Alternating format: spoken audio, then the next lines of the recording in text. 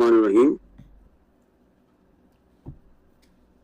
آج تقریباً آدھا گھنٹہ پہلے ڈاکٹر یاسر ستی صاحب نے حکم فرمایا کہ تیمور صاحب کے بیٹے جو ہیں وہ شاہد علیل ہیں اور وہ ہاسپٹل میں ہیں،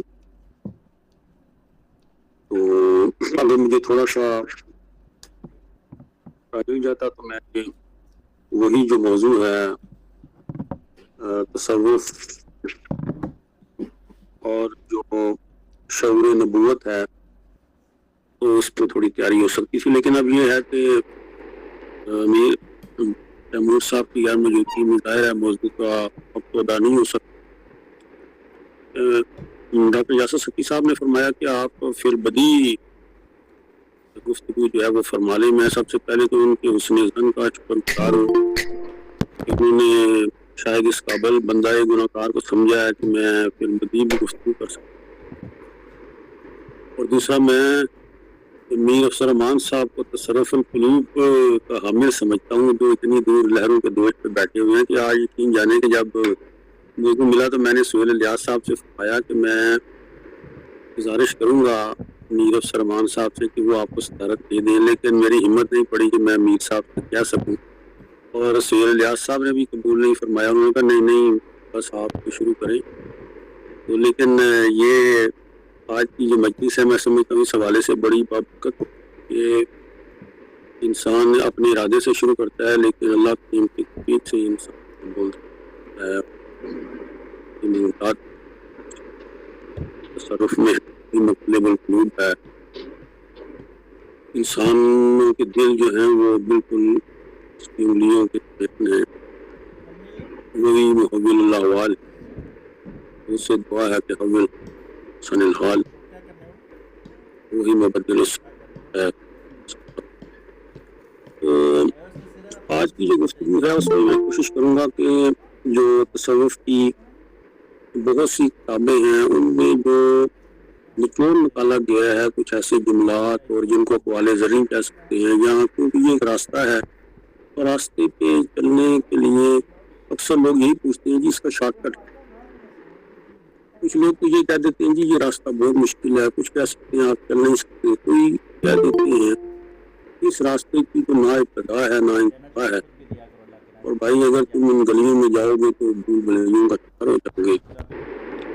تو اس میں میرا جو اپنا سفر ہے زندگی کا، اس میں اپنے آپ کو یہ تو نہیں سمجھتا کہ میں نے کوئی تصوف کا جو موضوع ہے اس کا پتہ کر لیا، لیکن یہ ہے کہ کیونکہ والدین نے بچپن سے شاید عقیدت اور محبت سے ایک نام رکھ دیا، تو وہ یہ نام نے مجھے کہیں جانے نہیں دیا۔ میں یہی سنتا تھا کہ یہ اس الدین مسعود سے کیا مراد، تو پہلے جب ہوش آئی تو کتابیں پڑھنی شروع کی، کتابیں خریدنی شروع کی، اور نام کا یہ سب تھا کہ وہ بچپن سے جو دوست تھے انہوں نے مذاق سے بابا فرید کہنا شروع کر دیا، اور میں چھوٹی 5ویں کلاس میں تھا تو گھر آ کے والدین کو شکایت کر دی یہ میرا نام آپ نے کیا تھا، میں کوئی بابا ہوں۔ تو بہرحال اس ماحول میں جب تربیت ہوئی اور وہ والد صاحب نے مختلف، تو میرا خیال ہے 45 سال تو ہو گئے ہیں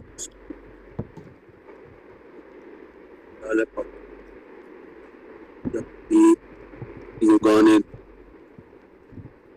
لوگ اہل اللہ ہیں ان کو قریب سے دیکھتا ہوں، جاتا ہوں، محبت کرتا ہوں، ان کی کتابیں پڑھتا ہوں، کہ شاید وہ جیسے تار کی دکان پہ جو شخص جاتا ہے کوئی اس کو خوشبو تھوڑی سی مل جاتی۔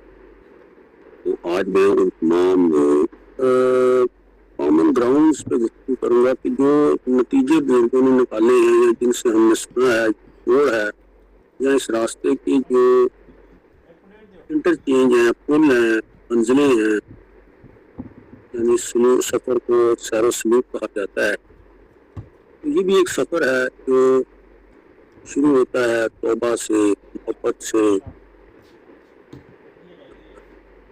کریا سے، نوافل سے، ذکر سے، اور توکل سے، صبر سے، یہ تمام چیزیں تو بیان ہوتی ہیں۔ بنیادی جو سفر ہے وہ یہ معرفت کا سفر ہے، اور اس میں محبت کا جذبہ شروع میں خفی ہوتا ہے، یعنی چھپا ہوا ہوتا ہے جیسے دل کے نام، پھر وہ آہستہ وہ جو جذبہ ہے پھر وہ بڑھتے بڑھتے انسان کا غلبہ پا لیتا ہے، اور پھر وہ بانخنا اس کے عشق میں وہ جو ہے جاتا ہے، اور اسی کے ساتھ جو اس کا وہ جس سے محبت کرتا ہے اس کا جب ذکر سنتا ہے تو اس کا دریا بھی رواں ہوتا ہے، اللہ اور سوچ بڑھتی جاتی ہے۔ تو یہ تمام جو بزرگان دین ہیں ان میں یہ ایک مشترک چیز ہے۔ باقی اب اس محبت کو حاصل کیسے کرنا ہے وہ ایک بہت بڑی بحث ہے، اس میں کچھ لوگ مجازی محبت کی طرف چلے جاتے ہیں اور پھر کوشش کرتے ہیں کہ ہمارے اندر یہ پیدا، حالانکہ یہ ایک صفائی باطن کا مرحلہ ہے کہ جب آپ کا دل آپ شیشے کی ہوگا تو اس سے محبت ہی پیدا ہوگی، نفرت پیدا نہیں ہوگی۔ نفرت جو ہے وہ آلودہ دلوں کا معاملہ ہوتا ہے۔ یہ جو گولڈن ہارٹ ہوتا ہے سنہرا چمکتا ہوا، یہ ذکر سے اور اللہ کے حکم گریہ ازاری حکومت اور غافل اور یہ ساری چیزیں جو ہیں وہ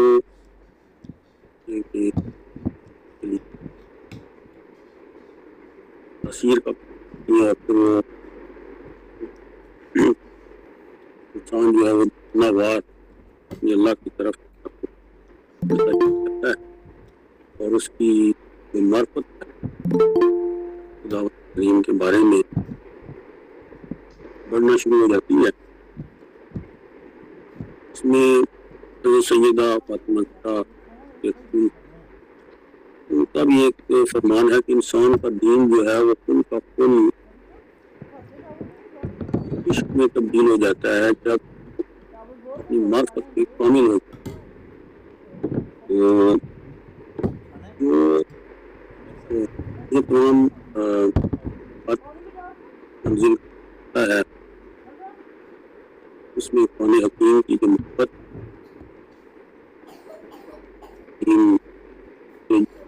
آیات کے ساتھ جو تعلق ہے، نماز کی جو یہ ساری چیزیں اس میں تحقیقات کا بھی انسان کے ساتھ ہوتا ہے۔ تو بہرحال اس میں ایک بنیادی چیز یہ ہے کہ اگر جنید بغدادی جو انہوں نے اپنے تدریس کو کافی ایک بڑی کتاب لکھی اور بعد میں ایک دن اس کو کہا کہ اس کو دریاب ہو، اس شاگرد نے کہا کہ وہ کیوں؟ انہوں نے کہا بات یہ ہے کہ جو کچھ میں نے لکھوایا تحقیقات سارا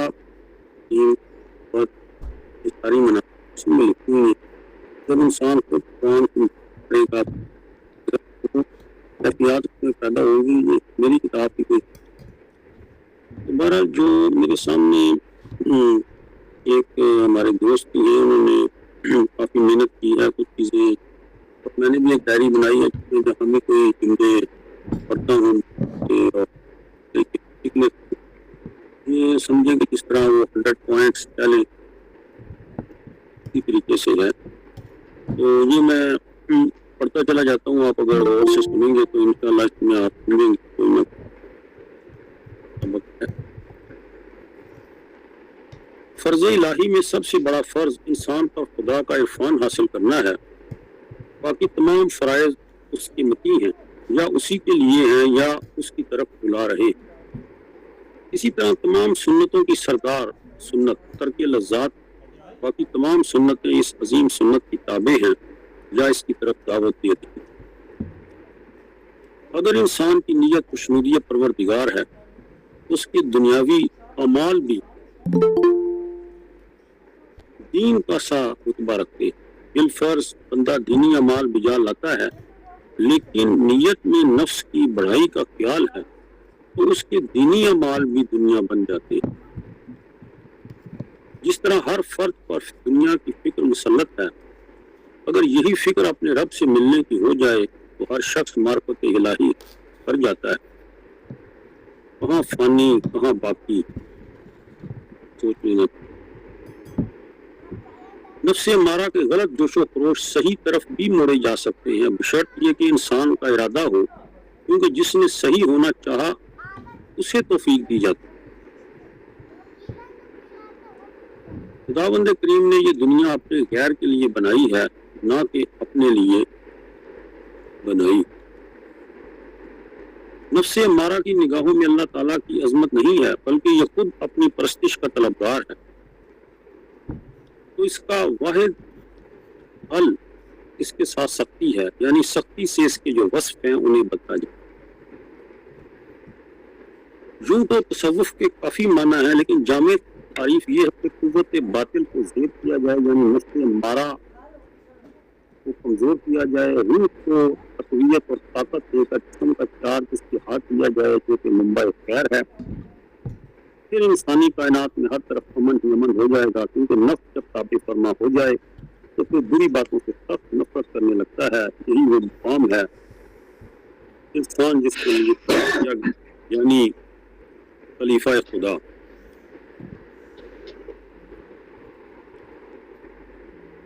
دو عمل ایک دوسرے سے آسمان و زمین سے زیادہ دوری رکھتے ہیں. ایک وہ عمل جس کی لذت آ کر چلی جائے مگر اس کا وبال پیچھے رہ جائے، دوسرا وہ عمل جس کی مشقت یاد بھی نہ رہے مگر اس کا اجر پاتا.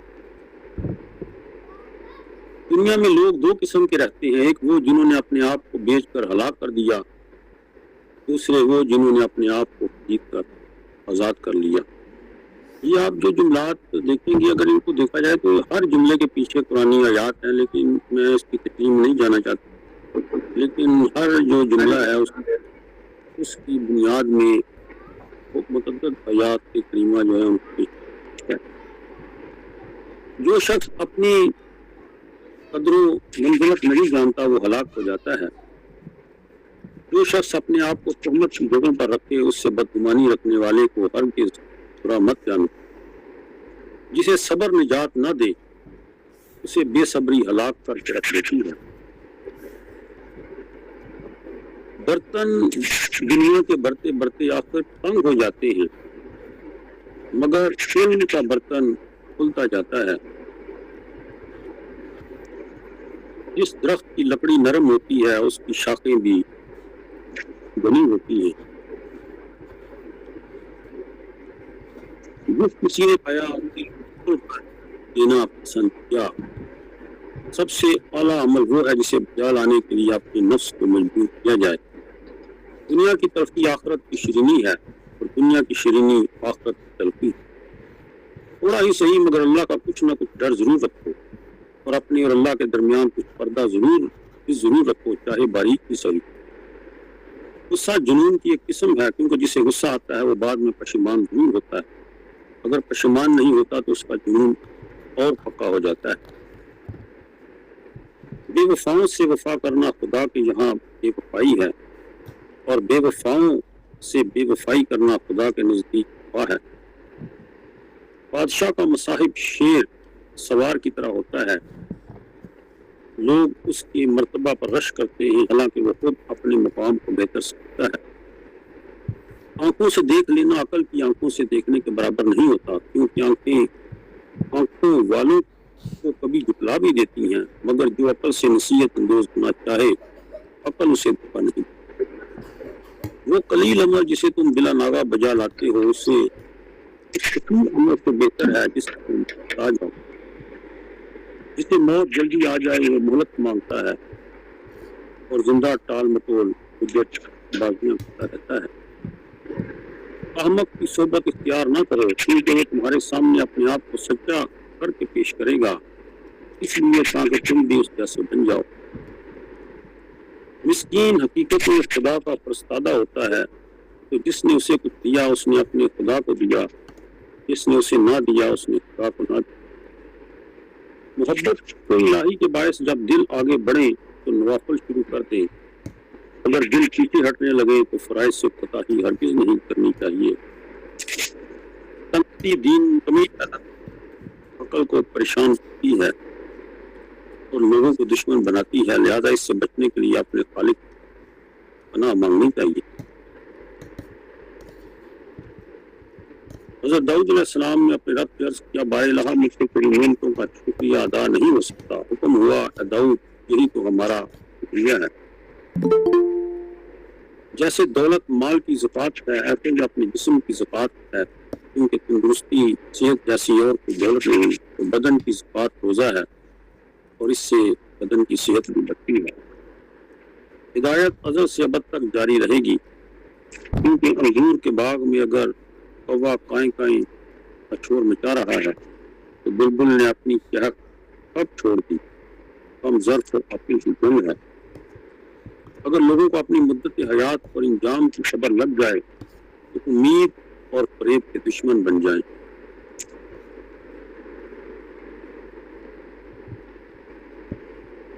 دنیا مومن کے لیے قید خانہ ہے اور کافر کے لیے جنت ہے۔ گناہوں تک ہاتھ نہ پہنچنا بھی ایک طرح کی عصمت تھی۔ بلا عمل پکارنے والا ایسے ہے جیسے چلا کے بغیر تیر چلانے والا۔ کسی کے منہ سے نکلی ہوئی بات پر بد ایمانی نہ کرو جبکہ اس کا روح سخن تمہیں بھلائی کی طرف پا رہا۔ امکان سے پہلے جلد بازی کرنا اور موقع آ جانے پر سختی کرنا ایک طرح کی حماقت ہے۔ جو نہ ہوتا ہے نہ ہوگا اس کے بارے میں سوال نہ کرو، کیونکہ تمہارا کام اسی سے ہے جو ہو چکا۔ سوچ بچار ایک آئینہ ہے اور اعتبار عبرت حاصل کرنا ایک خیر خواہ منظر یعنی خطرے آگاہ کرنے ہوتا ہے۔ نفس کی ادب آموزی کرنے کے لیے یہی کافی ہے کہ تم جس بات کو دوسروں کے لیے ناپسند کرو خود بھی اس سے اجتناب کرو۔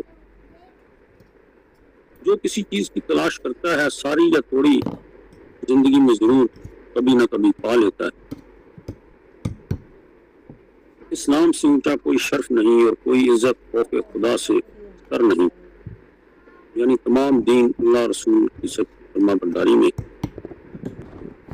پرہیزگاری سے بڑھ کر کوئی جائے پناہ نہیں، توبہ سے کامیاب کر کوئی سفارش کنندہ نہیں، کوئی خزانہ قناعت سے بڑھ کر تمنگر کرنے والا نہیں، اور بقدر ضرورت روزی پر راضی رہنے سے بڑھ کر کوئی مال فاقہ کو دور کرنے والا نہیں۔ جس بات کے بارے تمہیں پوری معلومات نہ ہو اسے آگے نہ چلاؤ، کئی تباہ ہو جائیں گے۔ جس بات پر نہ شرماؤ، خود بھی سلجھو اور دوسروں کی چپکاؤ۔ علم اور عمل کا ساتھ ہے، لہذا جسے علم ہوا اس نے عمل کیا، کیونکہ علم عمل کو پکارتا ہے۔ سو اگر عمل نے لبیک کہہ دیا تو بہتر، ورنہ علم بھی رخصت ہو جاتا ہے۔ بات اس وقت تک قصیر ہے جب تک کہی نہ جائے، جب کہہ دی جائے تو بندہ بات کا قصیر بن جاتا ہے۔ لہذا زبان کی حفاظت سونے چاندی کی طرح کرنی چاہیے، کیونکہ ایسی باتیں ہوتی ہیں کئی جو نعمت چھین لیتی ہیں اور عذاب کو پھونک کر رکھتی ہیں۔ جسے عمل نے پیچھے لوٹا دیا اسے نسب آگے نہیں بڑھاتا۔ جو ذاتی شرف سے محروم ہو اس کا کہنا بیکار ہے۔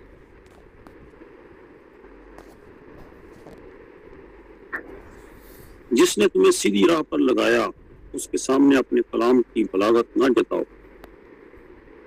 بندہ کو زیب نہیں دیتا کہ دو حالتوں پر بھروسہ کرے، یعنی تندرستی اور توانگری، کیونکہ اکثر امیر غریبی میں گرفتار ہو جاتے اور تندرست یکدم بیمار اور ہلاک ہو جاتے۔ اپنی غربت کا شکوہ منہ سے جائز ہے اور کافر کے سامنے خدا کا گلہ بن جاتا۔ بے وقت سو جانا کتنا برا ہے جو دن کے ارادوں کو توڑ دیتا ہے۔ جس کسی آدمی میں ایک بھی پسندیدہ عادت ہو تو اس کی اور اچھی عادتوں کے منتظر رہو۔ لوگوں سے میل جول رکھنا ان کے شر سے بندے کو بے خوف کر دیتا ہے۔ بارگاہ خداوندی سے ثواب حاصل کرنے کے لیے امیروں کا غریبوں کے سامنے جھکنا کتنی اچھی بات ہے، مگر اللہ پر توکل کر کے غریبوں کا امیروں کے سامنے نہ جھکنا بہت بڑا عمل۔ کستوری کی خوشبو کا کیا کریں، اس کا ظرف ہلکا پھلکا مگر مہک خوشبودار ہے۔ جب آدمی ہنسی اور تماشے کی گفتگو کرتا ہے تو اپنی عقل میں کمی پیدا کرتا ہے۔ جو تمہاری طرف راغب ہو اس سے تمہارا کنارہ کش ہونا کم نصیبی ہے، اور جو تم سے کنارہ کشی کرے اس کی طرف تمہارا راغب ہونا نفس اور خود کو رسوا کرنا ہے۔ انسان کو اللہ کریم نے اپنی محبت کے لیے تخلیق کیا اور اس کی خاطر ہر شے بنائی۔ اس کا حق یہ ہے کہ اس محبت کا حق ادا کرے۔ محبت ہی کا نام اصل بندگی ہے۔ جب محبت حد سے بڑھ جائے تو عشق کہلاتا ہے۔ دونوں میں فرق صرف یہ ہے، محبت سن کر بھی ہو جاتی ہے، مگر عشق دید سے دید ملے تو پھر ہی ہوتا ہے۔ انسان کی ظاہری باطنی تخلیق محبت سے ہوئی ہے، اس کی روحانی مٹی کو عشق کے ہاتھوں سے ہی ڈھونڈا گیا ہے۔ انسانی ذہن میں سوچ و بچار کا آلہ محض خداوند کریم نے اپنی یاد کے لیے رکھا ہے، لیکن یہ اپنی مادی ضروریات میں صرف کر رہا ہے جن کا انجام آ چکا ہے۔ اس کی بے باکیاں چلاکیاں صرف غفلت کی بنا پر ہیں۔ اگر کچھ سوچے تو پل بھر بھی اپنے خدا کو نہ بھولے، کیونکہ جتنا وقار بخشا ذمہ داریاں بھی اتنی ہی۔ نور الہی حقیقی قرآن انسان کے دل میں پنہا ہے، یہی وہ چشمہ آب حیات ہے جسے پی لینے سے اب کی حیات عطا ہوتی ہے۔ عشق ہی نہیں، اگر زندگی بےقرار نہ کر دے یا غیر کی جانب دیکھنے دے،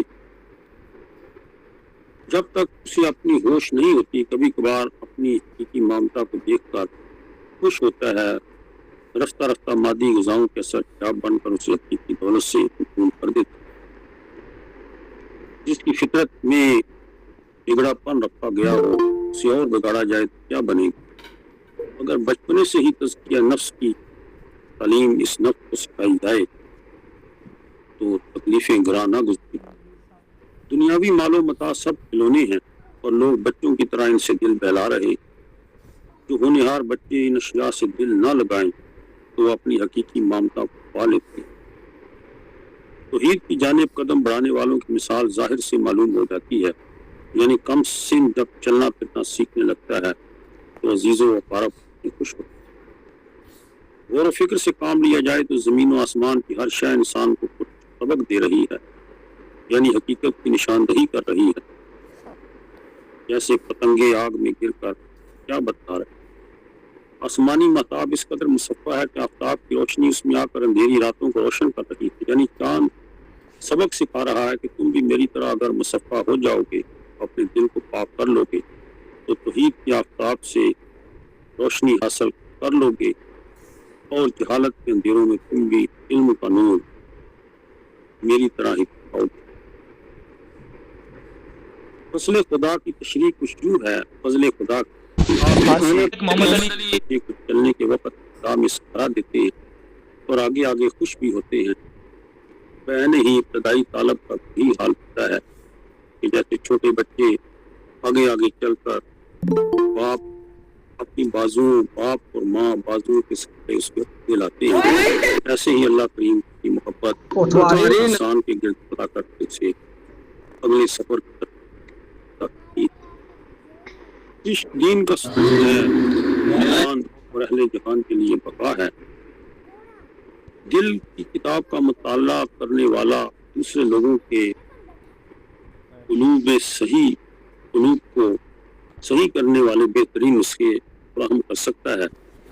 جیسے حکیم اور ڈاکٹر ظاہری بدن کے نسخے جانتے، ایسے ہی دل کی کتاب کا مطالعہ کرنے والا آرٹ اسپیشلسٹ بن جاتا ہے۔ جس طرح ظاہر علماء کتابوں میں گم رہتے ہیں، اسی طرح علماء باطن دل کی کتاب کے ورقوں کو پڑھنے میں گم رہتے ہیں۔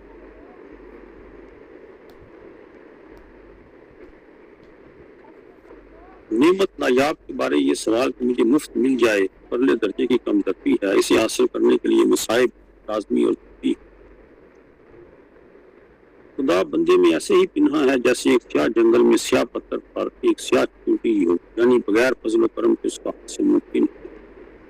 اکثر کڑوی تلخ دوائیوں میں شفا پنہا ہوتی ہے اور اکثر میٹھی چیزوں میں تکلیفیں۔ بس ایسے ہی عیش اور دکھ درد والی زندگی کا انجام ہے۔ عشق الہی تنگدستی اور مصائب میں بہت زیادہ ترقی کر دیتا ہے۔ شدید محبت میں دیوانہ عاشق جفا اور وفا میں تمیز نہیں کرتا۔ ذکر حق کا حق یہ ہے کہ بندہ اپنی جان اور جسم کو بھی بھول جائے، فقط ذکر میں گم ہو جائے۔ جب تک اللہ کریم اپنے فضل سے بندے کے دل سے ارادت شہوات کی نجاست نہ نکال دے، اس وقت تک اس چشم باطن محفوظ نہیں رہتا۔ خداوند کریم نے دولت کو دنیا میں بہت وقت عطا کی تاکہ لوگوں کو آزمایا جائے، اس لیے تنگ دست اور خوشحال دونوں امتحان میں مبتلا ہیں۔ اگر امیر لوگ غریبوں کا پورا احساس کریں یا غریب توکل اختیار کریں تو بہت بڑی کامیابی۔ جیسے دولت والوں کو دولت پر کتنا بھروسہ ہے، ایسے ہی اللہ والوں کو اللہ کا بھروسہ ہے، لیکن دولت ایک دن ساتھ چھوڑ دے گی اگر اللہ کریم اپنے پر بھروسہ کر سکتے۔ یہ جتنی بھی آیات ہیں ان کا سورہ زخرف کی جو 34 اور 40 تک جو آیات، اس میں اللہ کے اگر اہل ایمان کے گمراہ کرنا ہو، ہم جو اہل کفر ہیں ان کی گھروں کے پیڑیاں رام کے سب کچھ سونا چاندی کا بنا دیتے۔ تو اس حوالے سے یہ جو شخص صحبت اغنیا فقراء کی صحبت پر پسند کرے اللہ اسے مرض موت کے قلب میں مبتلا کر دیتے ہیں۔ داروں کی صحبت دنیاوی غرض کے باعث کیا۔ جو شخص راضی بر رضا ہونے کا قدر ہو جائے اس کا دل ہر حالت میں راحت اور سکون پاتا ہے۔ جو قضاء و قدر سے بھاگے گا وہ وقت امتحان سخت رنجیدہ ہوگا۔ رزق کی دو قسمیں ہیں، ایک رزق بندے کے پیچھے پیچھے رہتا ہے اور دوسرا رزق بندے کے آگے آگے رہتا ہے۔ جو رزق بندے کے پیچھے پیچھے لگا رہتا ہے وہ اسے ایک دن ضرور مل جاتا ہے، اور جس کے پیچھے بندہ خود بھاگ رہا ہے شاید وہ بے سوز دل صحبت کامل سے بھی فیاض حاصل نہیں کر سکتا، کیونکہ ہدایت کے بیج نرم زمین میں قلب پر جنم لیتے ہیں۔ جو شخص اپنا آشنا ہو جائے وہ دوسرے لوگوں کی عیب کوئی نہیں کرتا بلکہ اپنے ہی عیوب دیکھتا رہتا ہے اور ان کی صفائی۔ ہوس کا بازار اگر اسی طرح ترقی کرتا رہا تو خدا ہی جانے اہل ہوس کو کن مشکلات یا مصائب کرنا پڑ جائے، کیونکہ فتنوں کا سبب ہوس ہی ہے۔ بازار دنیا میں نعمت عشق کی کچھ قدردانی نہیں ہے، مگر یہ جہان اسی کے سبب قائم دائم جاری پائی ہے، حالانکہ یہ متاع سر دینے سے بھی حاصل بات نہیں آتی۔ موجودہ دور نے لوگوں کو درجہ انسانیت یا خدا اور ذوق عشق سے بیگانہ کر دیا ہے۔ انسان کی زندگی میں بعض حادثات ایسے آتے ہیں جن کے پیڑوں سے مار کھانے کے بعد راستی پر آ جاتا ہے، حالانکہ ظاہر و ستم سوز مٹی ہی کو نصیب ہوا ہے، نہ کہ نوریوں کو، اور نوری جو ہیں وہ اس مٹی والے فرزند آدم پر کرتے ہیں۔ نوریوں کے پاس سوز نہیں ہے، یعنی اس سے مراد یہ ہے کہ ملائکہ جو ہے اس کے پاس سوز نہیں ہے، سوز جو ہے وہ ہے۔ دنیا کی دل فریبیاں طلبگاروں کو بہت مجبور کرتی ہیں۔ جو رازق بندے کے پیدا ہونے سے پہلے روزی کا انتظام کر دے اور بلا پیدا ہونے کے بعد بندے کو کیسے فراموش کر سکتا ہے؟ جب تک اسے اپنی ہستی کا احساس نہ ہوا روزی اس کے منہ میں دی جاتی رہی، جب احساس پیدا ہوا کہ میں بھی کچھ ہوں تو خالق کا بھروسہ نہ رہا۔ محبت خدا میں ایک آنے والا آنسو تمام اعمال صالح سے برتن میں حاصل کر لیتا ہے۔ کیا نصیب یہ بھی ایک فکر ہے وہ اس مایا ناز نعمت سے مالا مال، متاع بے بہا ہے مندی۔ مقام بندگی دے کر محنت اپنے خداوند عشق کے درد مند کا طرز کلام اور ہے۔ احکام شرعی چھلکے کی مانند ہیں، ان کے پس پشت حقیقی معرفت کے میٹھے پھل ہیں۔ جس کی رسائی ہوگی اس کی قسمت پر ملائکہ رش کرتے ہیں۔ جو محروم رہا اس نے خالی رسمیں اختیار کر کے خود سے بھی دھوکہ ہی کیا۔ محبت ایک ایسا عجیب درس ہے جس میں محب کو محبوب کے اور محبوب کو محب کے عیب اور نقص نظر نہیں۔ روح پرور نفس کا قاتل اور تن کا دشمن ہے، اور نفس پرور روح کا دشمن ہے۔ علم حاصل کرو چاہے تمہیں چین تک جانا پڑے، یعنی وجود کی کتاب کی معرفت کے لیے بھرپور۔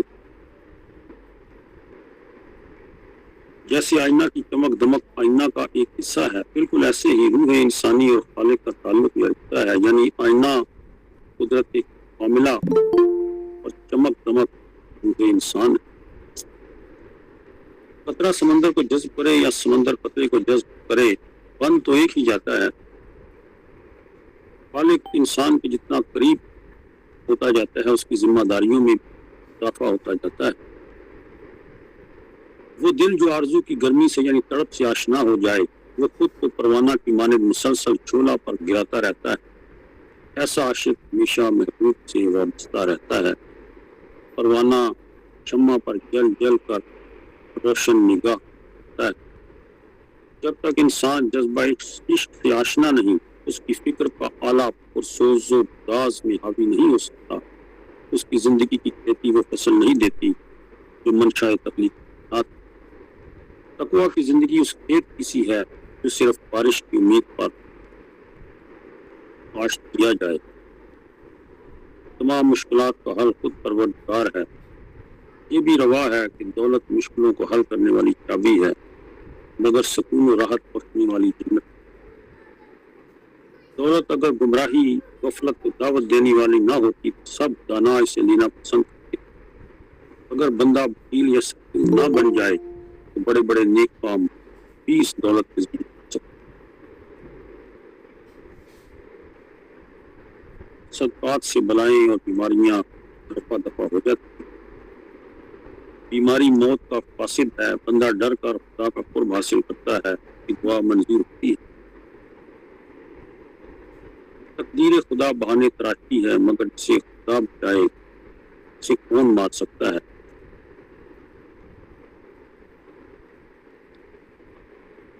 لذت دنیا مثل میٹھے رحاب کی مانند ہے، اس کے چاہنے والے مکھیوں کی طرح اس لذت رحاب پر چھپٹتے ہیں، لذت دیتے دیتے آخر مکھیوں کی طرح پھنس جاتے، پھر رہائی چاہے تو نہیں مل سکتی، جیسے مکھیاں اڑ نہیں سکتی۔ انجام ہزاروں قافلے آئے اور خالی چل سے آج بھی خالی جا رہے ہیں، انہیں مقصد کا پتہ ہی نہ چل سکا جہاں کیا لینے آئے۔ نایاب ہیں وہ لوگ جو خود کو پہچان گئے یا خود شناسی کے سفر پر۔ درمیانی زندگی کے کیا کہنے، درمیانہ آدمی کبھی تنگ دست نہیں ہوتا۔ غلالت کی زندگی پیروی کی بجائے ہر خزاں کے بعد بہار دور ہے، ہر شام کے بعد صبح غروب ہے۔ معاش کی فکر بندوں کو نوچ نوچ کر کھا جاتی ہے۔ مشکلات کا حل رونا نہیں، ہمت اور صبر ہے۔ تکلیف یا درد جب حد سے بڑھ جائیں تو راحت سکون کے دروازے کھل جاتے ہیں۔ شدید پریشانیاں بااخلاق سمجھدار شخص میں تلخی، کڑوا پن اور سنگینی بھی پیدا کرتی ہیں۔ اگر گناہگار وقت نزا بول سکے تو اس کی زاریوں سے تمام لوگ اپنا کام کاج چھوڑ کر بیٹھ۔ عاشق کی تمنائیں پوری ہونے کا جب وقت آتا ہے تو تمناؤں سے منہ موڑ لیتا ہے۔ حدیث میں ہے کہ دنیا کھائے کے مانند ہے، جب اسے پکڑے تو ہرگز ہاتھ نہیں آتا، جب اپنا رخ اسے پھیر لے تو سایہ پیچھے دوڑنے لگتا ہے۔ وقت نظر جسم سے روح ایسے ہی جدا ہوتی ہے جیسے دودھ سے مکھن جدا ہوتا ہے، لیکن جیسی روح ایسے فرشتے کیونکہ نتیجے کا وقت یہیں سے شروع ہوتا ہے۔ مرنے کے بعد انسان کی قیمت بڑھ جاتی ہے، مگر دنیا میں ایسے جینا چاہیے کہ بات ہونے کے لوگ اسے یاد کرتے رہتے.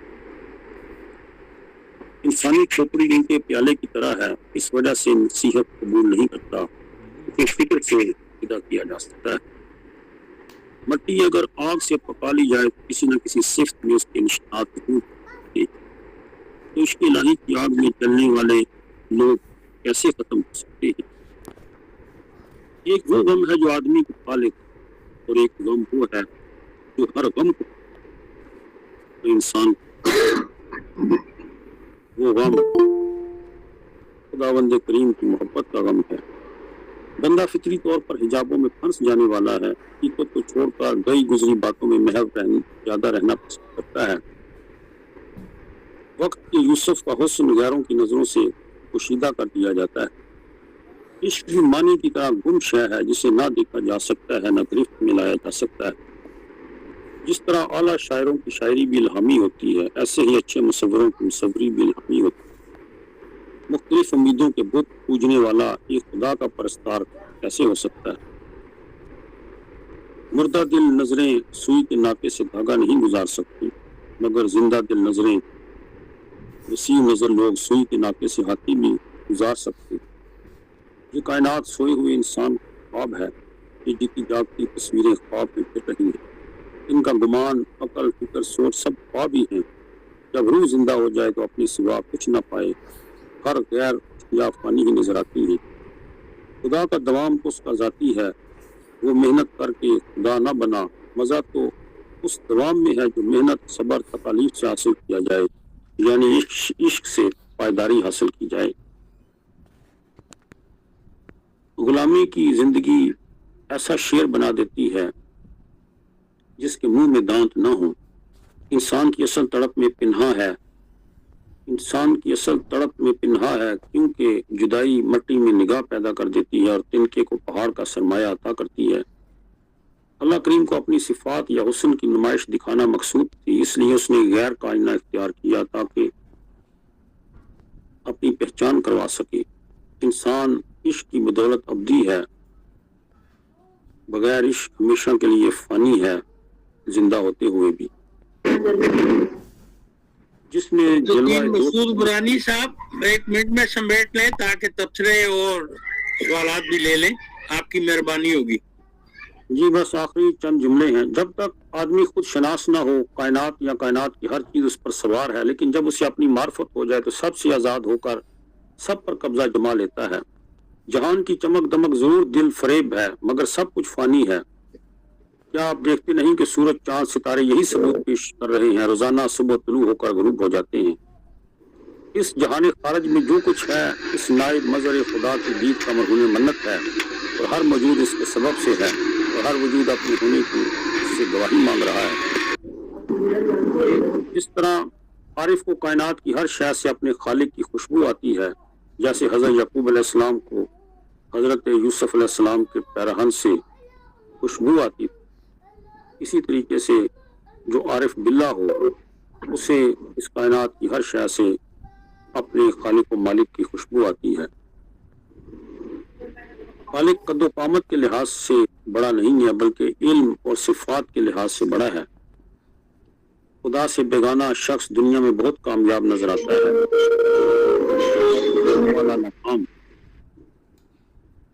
محمود الحسن صاحب پلیز مائک بند فرما لیں. محمود الحسن صاحب. جسے عزت درکار ہو اسے چاہیے کہ وہ راتوں کو بیدار رہے.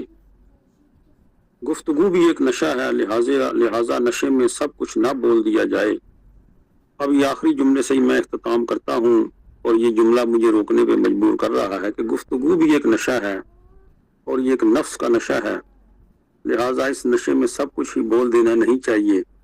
تو میں اسی قول زرعی سے اختتام کرتا ہوں. یہ وہ باتیں ہیں جو باتیں تو نہیں، یہ تجربات ہیں اور بزرگان دین کی کتابوں سے جو نچوڑ نکالا ہے وہ جملات ہیں. تو ہیرے اور موتی ہیں، ضرور آپ حضرات نے اس سے استفادہ کیا ہوگا، اور بار بار میں تو اس کو پڑھتا بھی رہتا ہوں اور اپنی یہ اس کو سمجھتا ہوں یہی انسان کا یہ سرمایہ ہے. تو وما علینا الا البلاغ المبین. ماشاءاللہ، شکریہ جناب فرید الدین مسعود برانی صاحب کہ آپ نے ایمرجنسی میں ہمارا ساتھ دیا اور یہ اقوال زرعی ماشاءاللہ پیش کیے. تو اب جناب سوالات اور تبصروں کی طرف بڑھتے ہیں. تو جناب محترم ڈاکٹر محمد فرید خان صاحب نے آپ کو چھان بنایا، پھر ڈاکٹر ندیم اسحاق صاحب کی طرف جاتا ہوں. جی ڈاکٹر صاحب، آپ گفتگو فرما لیجئے. جی بہت شکریہ قبلہ امیر صاحب. پہلے ندیم نے بنایا تھا، ان کا حق پہلے ہے. ندیم گفتگو فرما لیں پھر میں آتا ہوں. جی ندیم صاحب.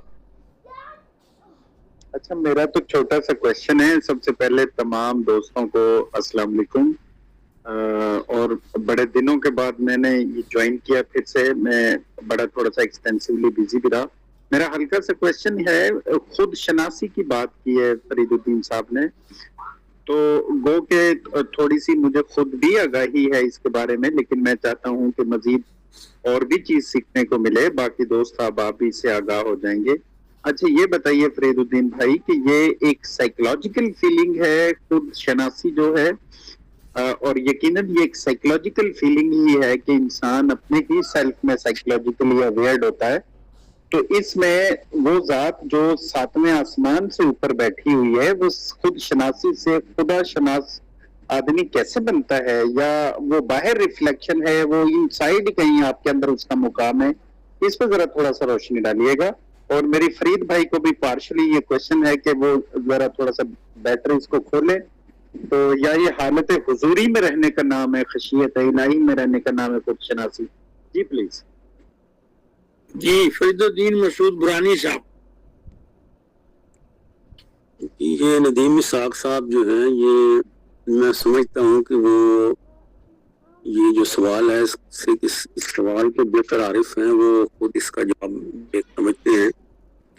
تو بہرحال فرید خان صاحب بھی اس میں حصہ ڈالیں گے. میں تو یہی کہوں گا کہ جو جملہ ہے من عرف نفسہ فقد، اس کو حضرت علی کرم اللہ وجہ سے بھی نسبت دی جاتی ہے اور اس کو ایک قول دانش کہا جاتا ہے. لیکن یہ ایک بہت بڑی حقیقت ہے کہ جس نے بھی حضور ذات کا، عرفان ذات کا علم حاصل کیا ہے، وہ یہ دروازہ ہے شاید جو عرفان نفس ہے، یعنی اپنی ذات کی جو پہچان ہے، جس کو آپ خود شناسی کہہ لیں اور خدا شناسی.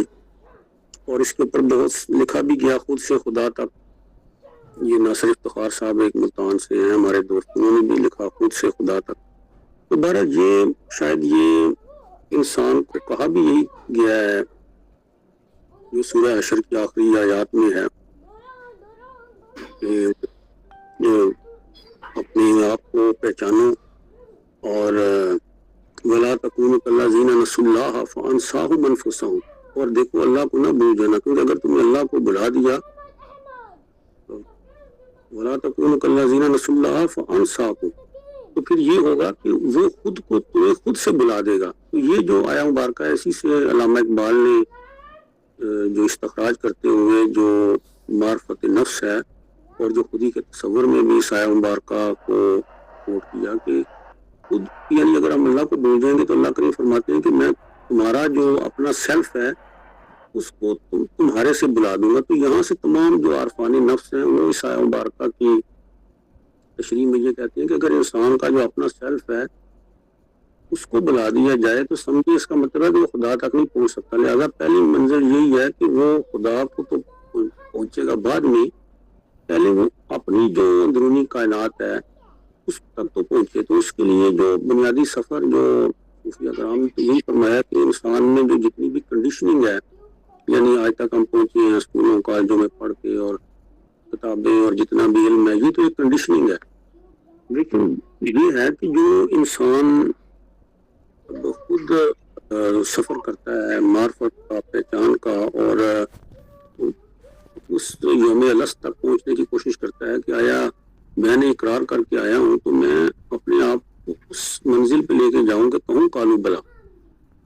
تو وہ جتنا بھی مراقبہ کیا جاتا ہے اور جو فکر کے ذریعے جو آپ کا وہ پوائنٹ تھا کہ یہ کوئی سائیکولوجیکل افیکٹ ہے، تو میں سمجھتا ہوں واقعی یہ سوچ اور تفکر اور تدبر جو ہے اس کے ذریعے انسان یہ ایک اسٹیٹ آف مائنڈ جو ہے ضرور اس کو کہا جا سکتا ہے کہ جس میں انسان جب اپنے آپ کو پاتا ہے تو جتنے بھی لوگ عارفان نفس ہیں انہوں نے اپنی پہچان ہی کی ہے یا کسی کو بھی اپنی پہچان ہی کروائی ہے، اس کی آنکھوں کو جو خیرہ کیا ہے، خیرہ کرنے سے مراد یہ ہے کہ جیسے ایک سونا ہوتا ہے تو عام بچے کے لیے تو وہ پتھر ہی ہے، لیکن اگر اس کی آنکھوں کو کھول دیا جائے، اس کو شعور دیا جائے کہ بھائی یہ پتھر نہیں ہے تو ہیرا ہے، اسی طریقے سے میرا خیال ہے کہ جو عارفان نفس ہیں جو خود اپنی پہچان کر لیتے ہیں وہ پھر جو بیٹھے ہوئے لوگ ہوتے ہیں انہیں بھی اپنی نگاہ ان کا جو ویژن ہے، جو ان کا تھنکنگ ہاریزن ہے اس کو اتنا براڈ کر دیتے ہیں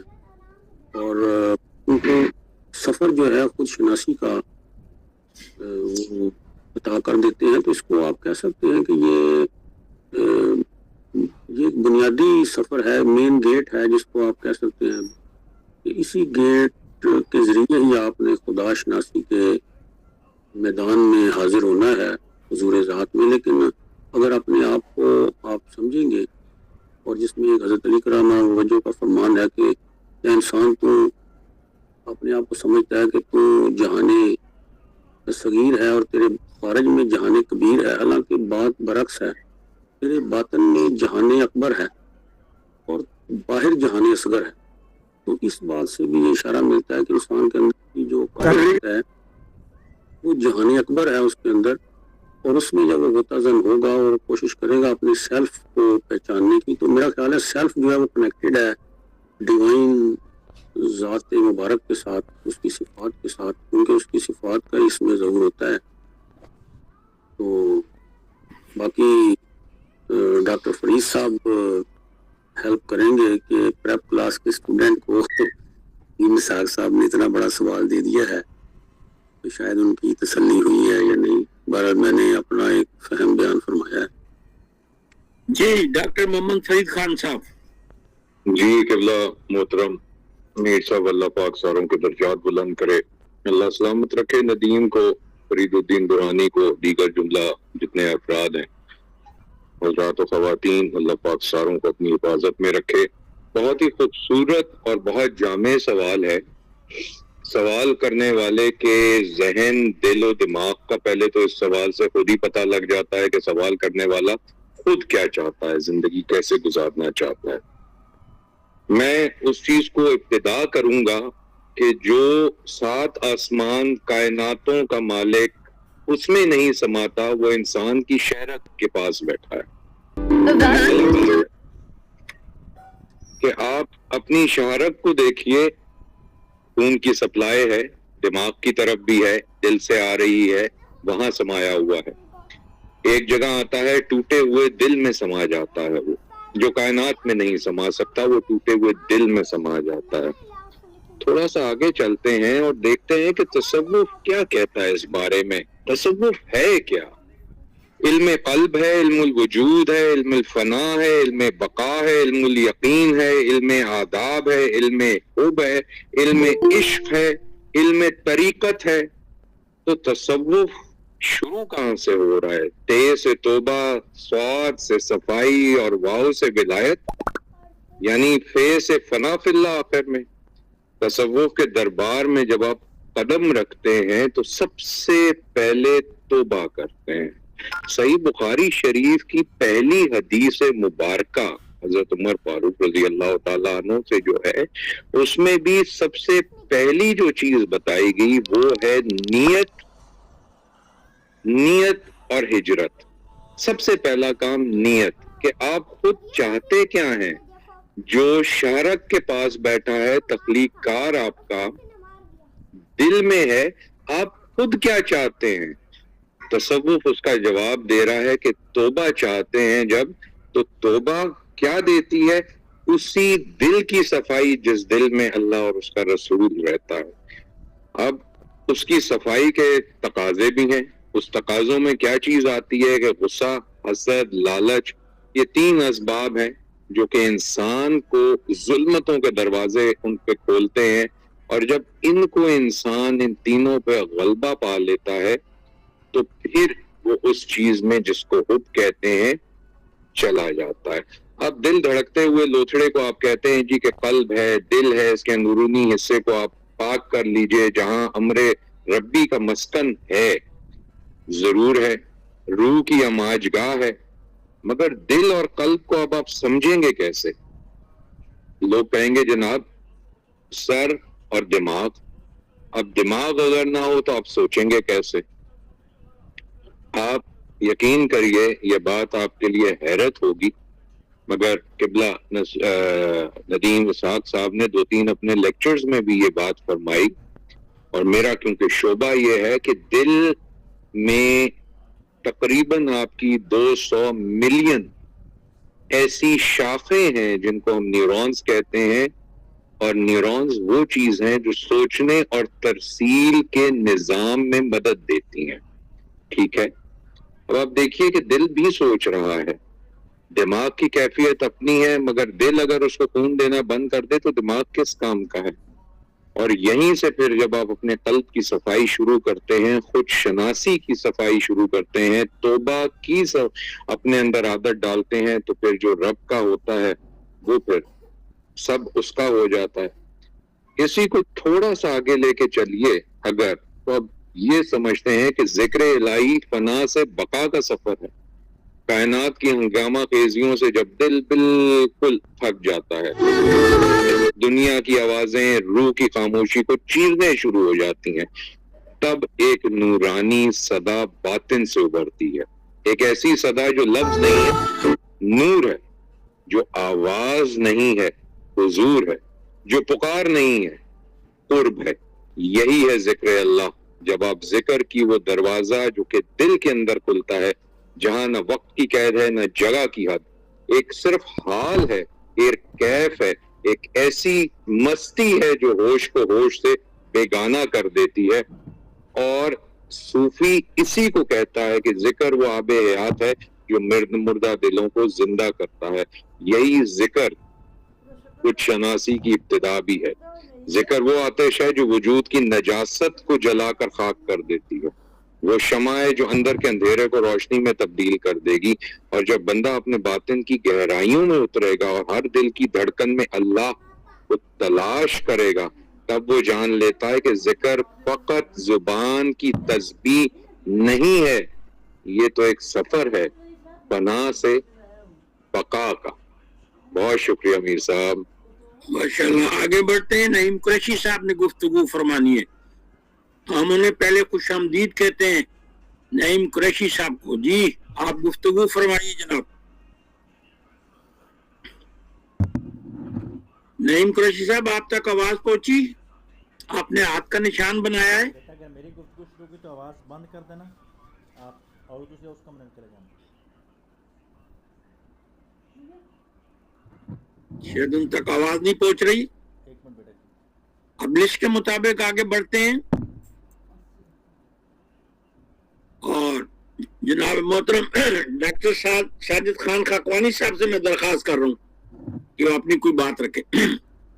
بہت شکریہ. میں ایک سوال پوچھنا چاہتا ہوں کہ فرید الدین مسعود صاحب نے اپنے خطاب کے آغاز میں فرمایا تھا کہ ترک لذت بہت بڑی سنت ہے, تو یا تو اس کا حوالہ پیش کریں, نہیں تو ہم تو دیکھتے ہیں کہ آپ صلی اللہ علیہ وسلم کی زوجات بھی سب سے زیادہ تھی, اور آپ صلی اللہ علیہ وسلم کے کھانے کا معیار بھی سب سے اعلیٰ تھا. آپ صلی اللہ علیہ وسلم کو کدو شریف پسند تھا. اگر لوگوں کو اس کے فوائد کا اندازہ ہو تو سونے سے بھی زیادہ مہنگا ہو کر بکے. اور اسی طرح بکری کی اگلی ٹانگ کا گوشت پسند تھا, جو پورے جانور میں انتہائی نفیس قسم کا گوشت ہوتا ہے. تو ان کا خچر مدینے کا سب سے صحت مند زرد رنگ کا خچر تھا. اونٹنی ان کی سواری کے جانور جو تھے, 9 تلواریں ان کے کمرے میں لٹکی ہوئی تھی, حجرہ مبارک, حجرہ عائشہ صدیقہ میں. ان کا معیار زندگی ایسا تو نہیں تھا کہ جس کے بارے میں کہا جائے کہ وہ لذت یعنی دنیاوی لذت سے بیگانہ تھے یا ناآشنا تھے یا ناپسند کرتے تھے. تو کیونکہ وہ اسوہ حسنہ ہے, تو جو طبیب لوگ ہیں ان کے لیے بھی وہ اسوہ حسنہ ہے, اور فقیروں کے لیے بھی اسوہ حسنہ ہے. ذرا وضاحت فرما. بہت شکریہ. میں جی ڈاکٹر ساجد خاکوانی صاحب کے ساتھ اس پیج پہ ہوں، بلکہ جو ان کا موقف ہے اس کو میں اگری کرتا ہوں. بہرحال وہ جو کتابوں میں جملات ہیں وہیں سے لیا، لیکن اس کا حوالہ واقعی کوئی نہیں ہے حدیث سے، اور جو چیز حوالہ نہ ہو میں اس میں ضد نہیں کر سکتا. میں اس میں خاکوانی صاحب کے موقف سے اتفاق کرتا ہوں. شکریہ جی. آگے بڑھتے ہیں اور دو صاحبان نے پھر ڈاکٹر ندیم صاحب اور ڈاکٹر فرید صاحب. جی ڈاکٹر ندیم صاحب آپ گفتگو فرمائیے. اچھا، یہ جو کوشچن کیا ہے نا خواہش والا، اور نبی صلی اللہ علیہ وسلم کی حیات طیبہ سے کچھ ایگزامپلس کوٹ کی ہیں اس کو، اور وہ جو پہلا کوشچن تھا نا جو میں نے کیا تھا خود شناسی والا، میں پہلے جو ہے اس کو ایڈریس کروں گا. یہ کیا تو فرید کو ہے، لیکن فرید سے بھی ہم سن لیں گے. میں چاہتا ہوں کہ میں بھی تھوڑا سا اس میں ایڈ کر لوں. دیکھیں قرآنک جو اسپرٹ ہے نا، قرآن کا جو اسپرٹ ہے وہ انسان کی خواہش نفس کے خلاف ہے. میں آپ کو ریفرنسز دیتا ہوں. آپ سورۃ فرقان میں جائیے، نبی تو نے اس شخص کو دیکھا جس نے اپنی خواہشی کو اپنا خدا بنایا ہوا ہے. اور پھر آپ سورۃ صاد کے اندر جائیے جس میں کہا جاتا ہے کہ داؤد انصاف کے ساتھ فیصلہ کرنا اور دیکھنا، خواہش کی پیروی نہ کرنا، یہ تمہیں اللہ سے دور لے جائے گی. پھر آپ چلیے سورۃ نازیات کے اندر، وَأَمَّا مَنْ خَافَ مَقَامَ رَبِّهِ وَنَهَى النَّفْسَ عَنِ الْهَوَىٰ، وہ جو اپنے رب کے سامنے کھڑا ہونے سے ڈرا اور اپنے نفس کو خواہشات سے روکتا رہا، اسی کا مقام جنت ہے. اب آپ سورۃ حشر کی 19 نمبر آیت کا یہاں پہ ذکر ہوا تھا جو خود ہی سے ریلیٹ کرتی ہے، اَلَا تَكُونُوا كَالَّذِينَ نَسُوا اللَّهَ فَأَنسَاهُمْ أَنفُسَهُمْ أُولَٰئِكَ هُمُ الْفَاسِقُونَ. اس سے اوپر سورت، اسی سورت کی 9 نمبر آیت، وَمَن يُوقَ شُحَّ نَفْسِهِ أُولَٰئِكَ هُمُ الْمُفْلِحُونَ. وہ جو نفس کی خواہش سے بچا لیا گیا وہ فلاح پا گیا. اب بنیادی طور پہ آپ اس سے ڈس ایگری کر سکتے ہیں، لیکن جو میں یہ سمجھتا ہوں کہ جب نبی صلی اللہ علیہ وسلم کی ہم زندگی کو دیکھتے ہیں تو نبی صلی اللہ علیہ وسلم کی زندگی میں انہوں نے مجاہدہ بھی کیا ہے. جنہوں ایک ہفتے تک آ کر کریم صلی اللہ علیہ وسلم کھانے کو نہیں ملا کرتا تھا، تو وہ ایکچولی پروفٹ کی زندگی بائی ڈیزائن ایسی ہوئی ہوتی ہے اللہ پاک کی طرف سے کہ جب وہ ایکسٹریم ایکسیلنس پہ پہنچ جاتے ہیں اور اپنی معراج حاصل کر لیتا ہے پروفٹ اپنے نالج کے ڈسیمینیشن کے اندر، تو پھر نعمتیں ملنا شروع ہو جاتی ہیں. وہ کہ سٹارٹ میں کچھ مل بھی رہی ہوتی، لیکن بیسیکلی یہ سیلف کنٹرول ہوتا ہے جو پروفٹ کے اندر آپ کو ایکسیلنس میں نظر آتا ہے. پروفٹ کیونکہ وہ چوزن پرسنالٹی ہوتا ہے تو اس لیے اس کا سیلف کنٹرول سب سے اچھا ہوتا ہے.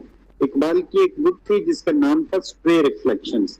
اب دیکھیں سیلف کنٹرول کو بنیادی طور پر قرآن تقویٰ کہتا ہے. یہی وہ بیسک نس ہے جس کے اوپر قرآنک اسپرٹ کھڑا ہوا ہے کہ اللہ تقویٰ والوں کے ساتھ ہے، متقی لوگوں کے ساتھ ہے. بار بار یہ کہا جاتا ہے.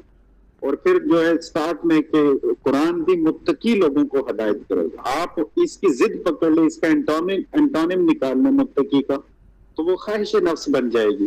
تو جب آدمی اپنی ڈیزائرس لائف کے پیچھے ہی بھاگنا شروع کر دے تو وہ جو ہے خدا تک نہیں پہنچ پاتا، کیونکہ لذتوں سے ہٹ کے ہی اس نے اوپر پہنچنا ہے. جب وہ پہنچ جاتا ہے تو پھر جا کے لذت کا حاصل کر لینا، وہ پھر اس کو سیڈیوس نہیں کرتا، وہ کنٹرول کر لیتا ہے. اقبال کی self control reflection stray reflection book کا ایک کوٹ ہے، وہ کہتے ہیں کہ self control if comes in a family, if comes in individual it builds the families. تو کہتا ہے if it comes in communities it builds the nations. اور یہ وہی بات ہے، مطلب کہ تقویٰ اگر کسی خاندان کے ایک فرد میں آ جائے تو وہ پورا خاندان بنا دیتا ہے، اگر کسی معاشرے میں آ جائے تو اس سے پوری کی پوری نیشن بن جاتی ہے. یہ تو آئی ہوپ سو کہ اٹ میک سینس. باقی فرید بھائی ایڈ کر دیں گے اس میں. دوسری بات یہ ہے جی جی فرید بھائی ایڈ کیجیے آپ. جی بہت شکریہ پیارے بھائی ندیم، اللہ آپ کے درجات بلند کریں. میر صاحب ایک چھوٹے سے مامو بالکل چھوٹے سے ہی شعر ہے وہ پڑھ دیتا ہوں، اس سے بڑا کچھ سمجھ آئے گا. لوکی پنج ویلے عاشق ہر ویلے. ٹھیک ہے نا جی؟ لوکی پنج ویلے عاشق ہر ویلے. ٹھیک ہو گیا. لذت اور خواہشات. جب ہم بات کر رہے ہیں اپنے آقا حضور کی سیرت کے اوپر، زندگی مبارکہ کے اوپر صلی اللہ تعالی علیہ وآلہ وبارک وسلم، آپ ایک باقاعدہ ضابطۂ حیات، ایک مکمل پرفیکشن کا احاطہ آپ کی ذات میں ہے. میں اس کو پہلے تھوڑا سا یہ ضرور لے کے چلوں گا کہ پہلے آپ کی ان خواہشات کو کویشچن میں لانا تھوڑا سا، میں اس معاملے کو اتنا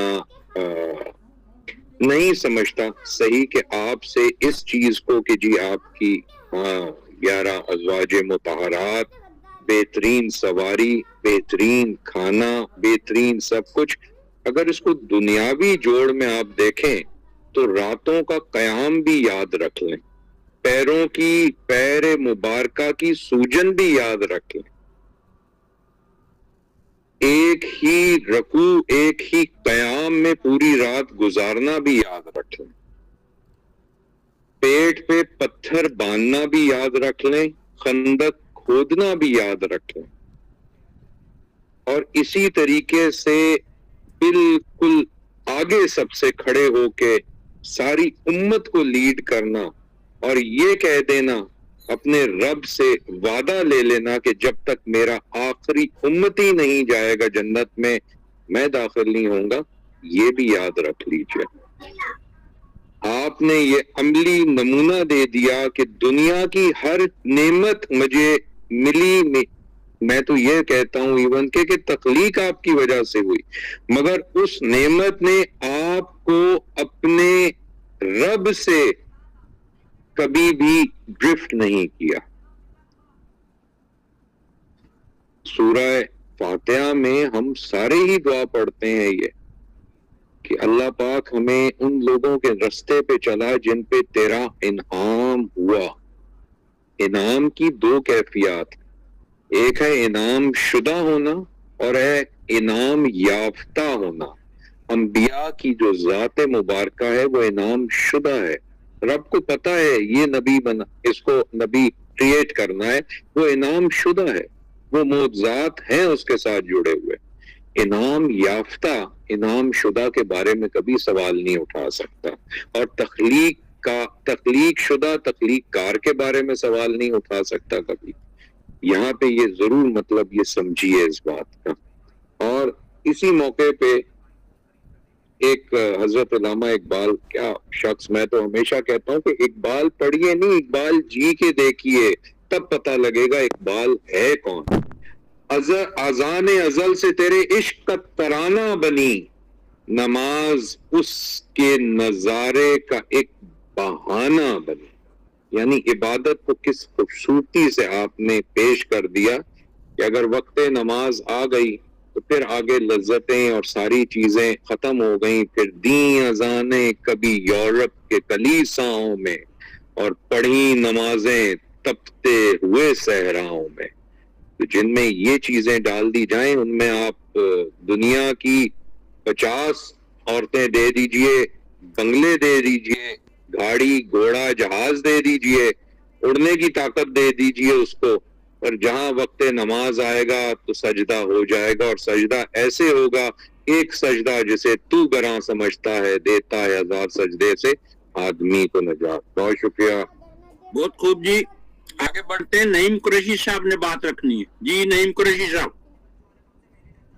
بسم اللہ الرحمن الرحیم. السلام علیکم تمام ساتھیوں کو، شرکاء کو، اور خاص طور پر میں ڈاکٹر ساجد خاقوانی اور میر افسر امان صاحب کی ان کاوشوں کو سراہتا ہوں آغاز میں، جو اس فکری جہاد میں تسلسل کے ساتھ برسر پیکار ہیں. اللہ تعالیٰ آپ کی کاوشیں اپنی بارگاہ لم یزل میں قبول و منظور فرمائے. ندیم اسحاق صاحب نے، میں ہنسنے پر مجبور ہو گیا، انہوں نے کہا کہ چھوٹا سا سوال ہے میرا، تو وہ تو بہت بڑا سوال تھا، اور جواب دینے والوں نے بھرپور انصاف کیا اور اس آزمائش پہ پورے اترے. میں وقت نہیں ہے، 2 سوال کرنے تھے لیکن ایک میں ڈراپ کرتا ہوں.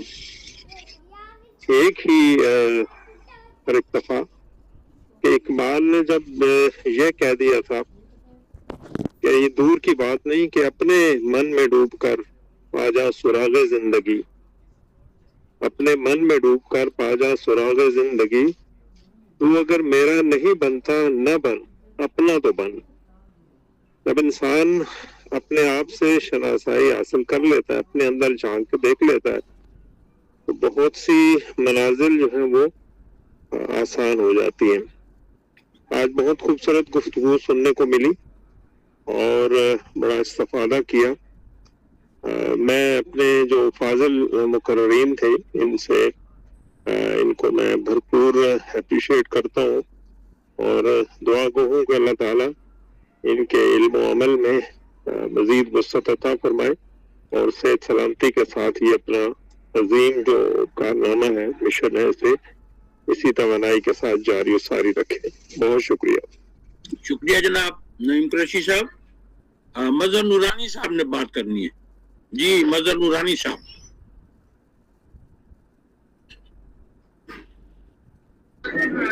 بسم اللہ الرحمن الرحیم، الحمد للہ رب العالمین والصلاۃ والسلام علی رسول اللہ۔ آپ سب کو میری جانب سے السلام علیکم ورحمۃ اللہ وبرکاتہ۔ میں سمجھتا ہوں کہ آج کی محفل کا آواز نہیں آ رہی؟ مظہر صاحب آپ کی آواز نہیں آ رہی، ذرا مائک درست فرما لیجیے۔ ہیلو، جی اب آ رہی ہے؟ جی آ رہی ہے، دھیمی آ رہی ہے سر۔ میں نے عرض کیا کہ آج کی محفل کا محاصل جو ہے وہ فرید الدین صاحب کے کنکلوڈنگ ریمارکس ہے۔ کائنات میں ہستیوں سے جو کم سے کم بولتی ہے وہ خود اللہ تعالیٰ کی ذات ہے، جنہوں نے محض 86,972 الفاظ میں ازل سے ابد کو سمیٹ کر بیان کر دیا۔ کچھ سمجھ نہیں آ رہا، آواز بالکل نہیں آ رہی، بہت دھیمی آواز ہے۔ چاہتے ہیں تو میں سورہ بقرہ کی پہلی 5 آیات ہی میں مبلغین میں شامل کر دیں گے، اور اگر ہمیں دنیا میں دوسرے کرداروں سے بچنا ہے، ان کے اثر و رسوخ سے بچنا ہے، تو اس کے لیے پھر ہمیں 6 سے لے کر 20 تک آیتیں بھی پڑھنی پڑیں گی اور سمجھنی پڑیں گی۔ اگر ہم پہلی 20 آیتوں کو اچھی طرح سے سمجھ لیں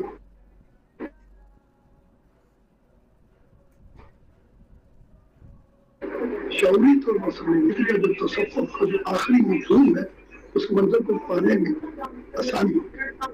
شکریہ۔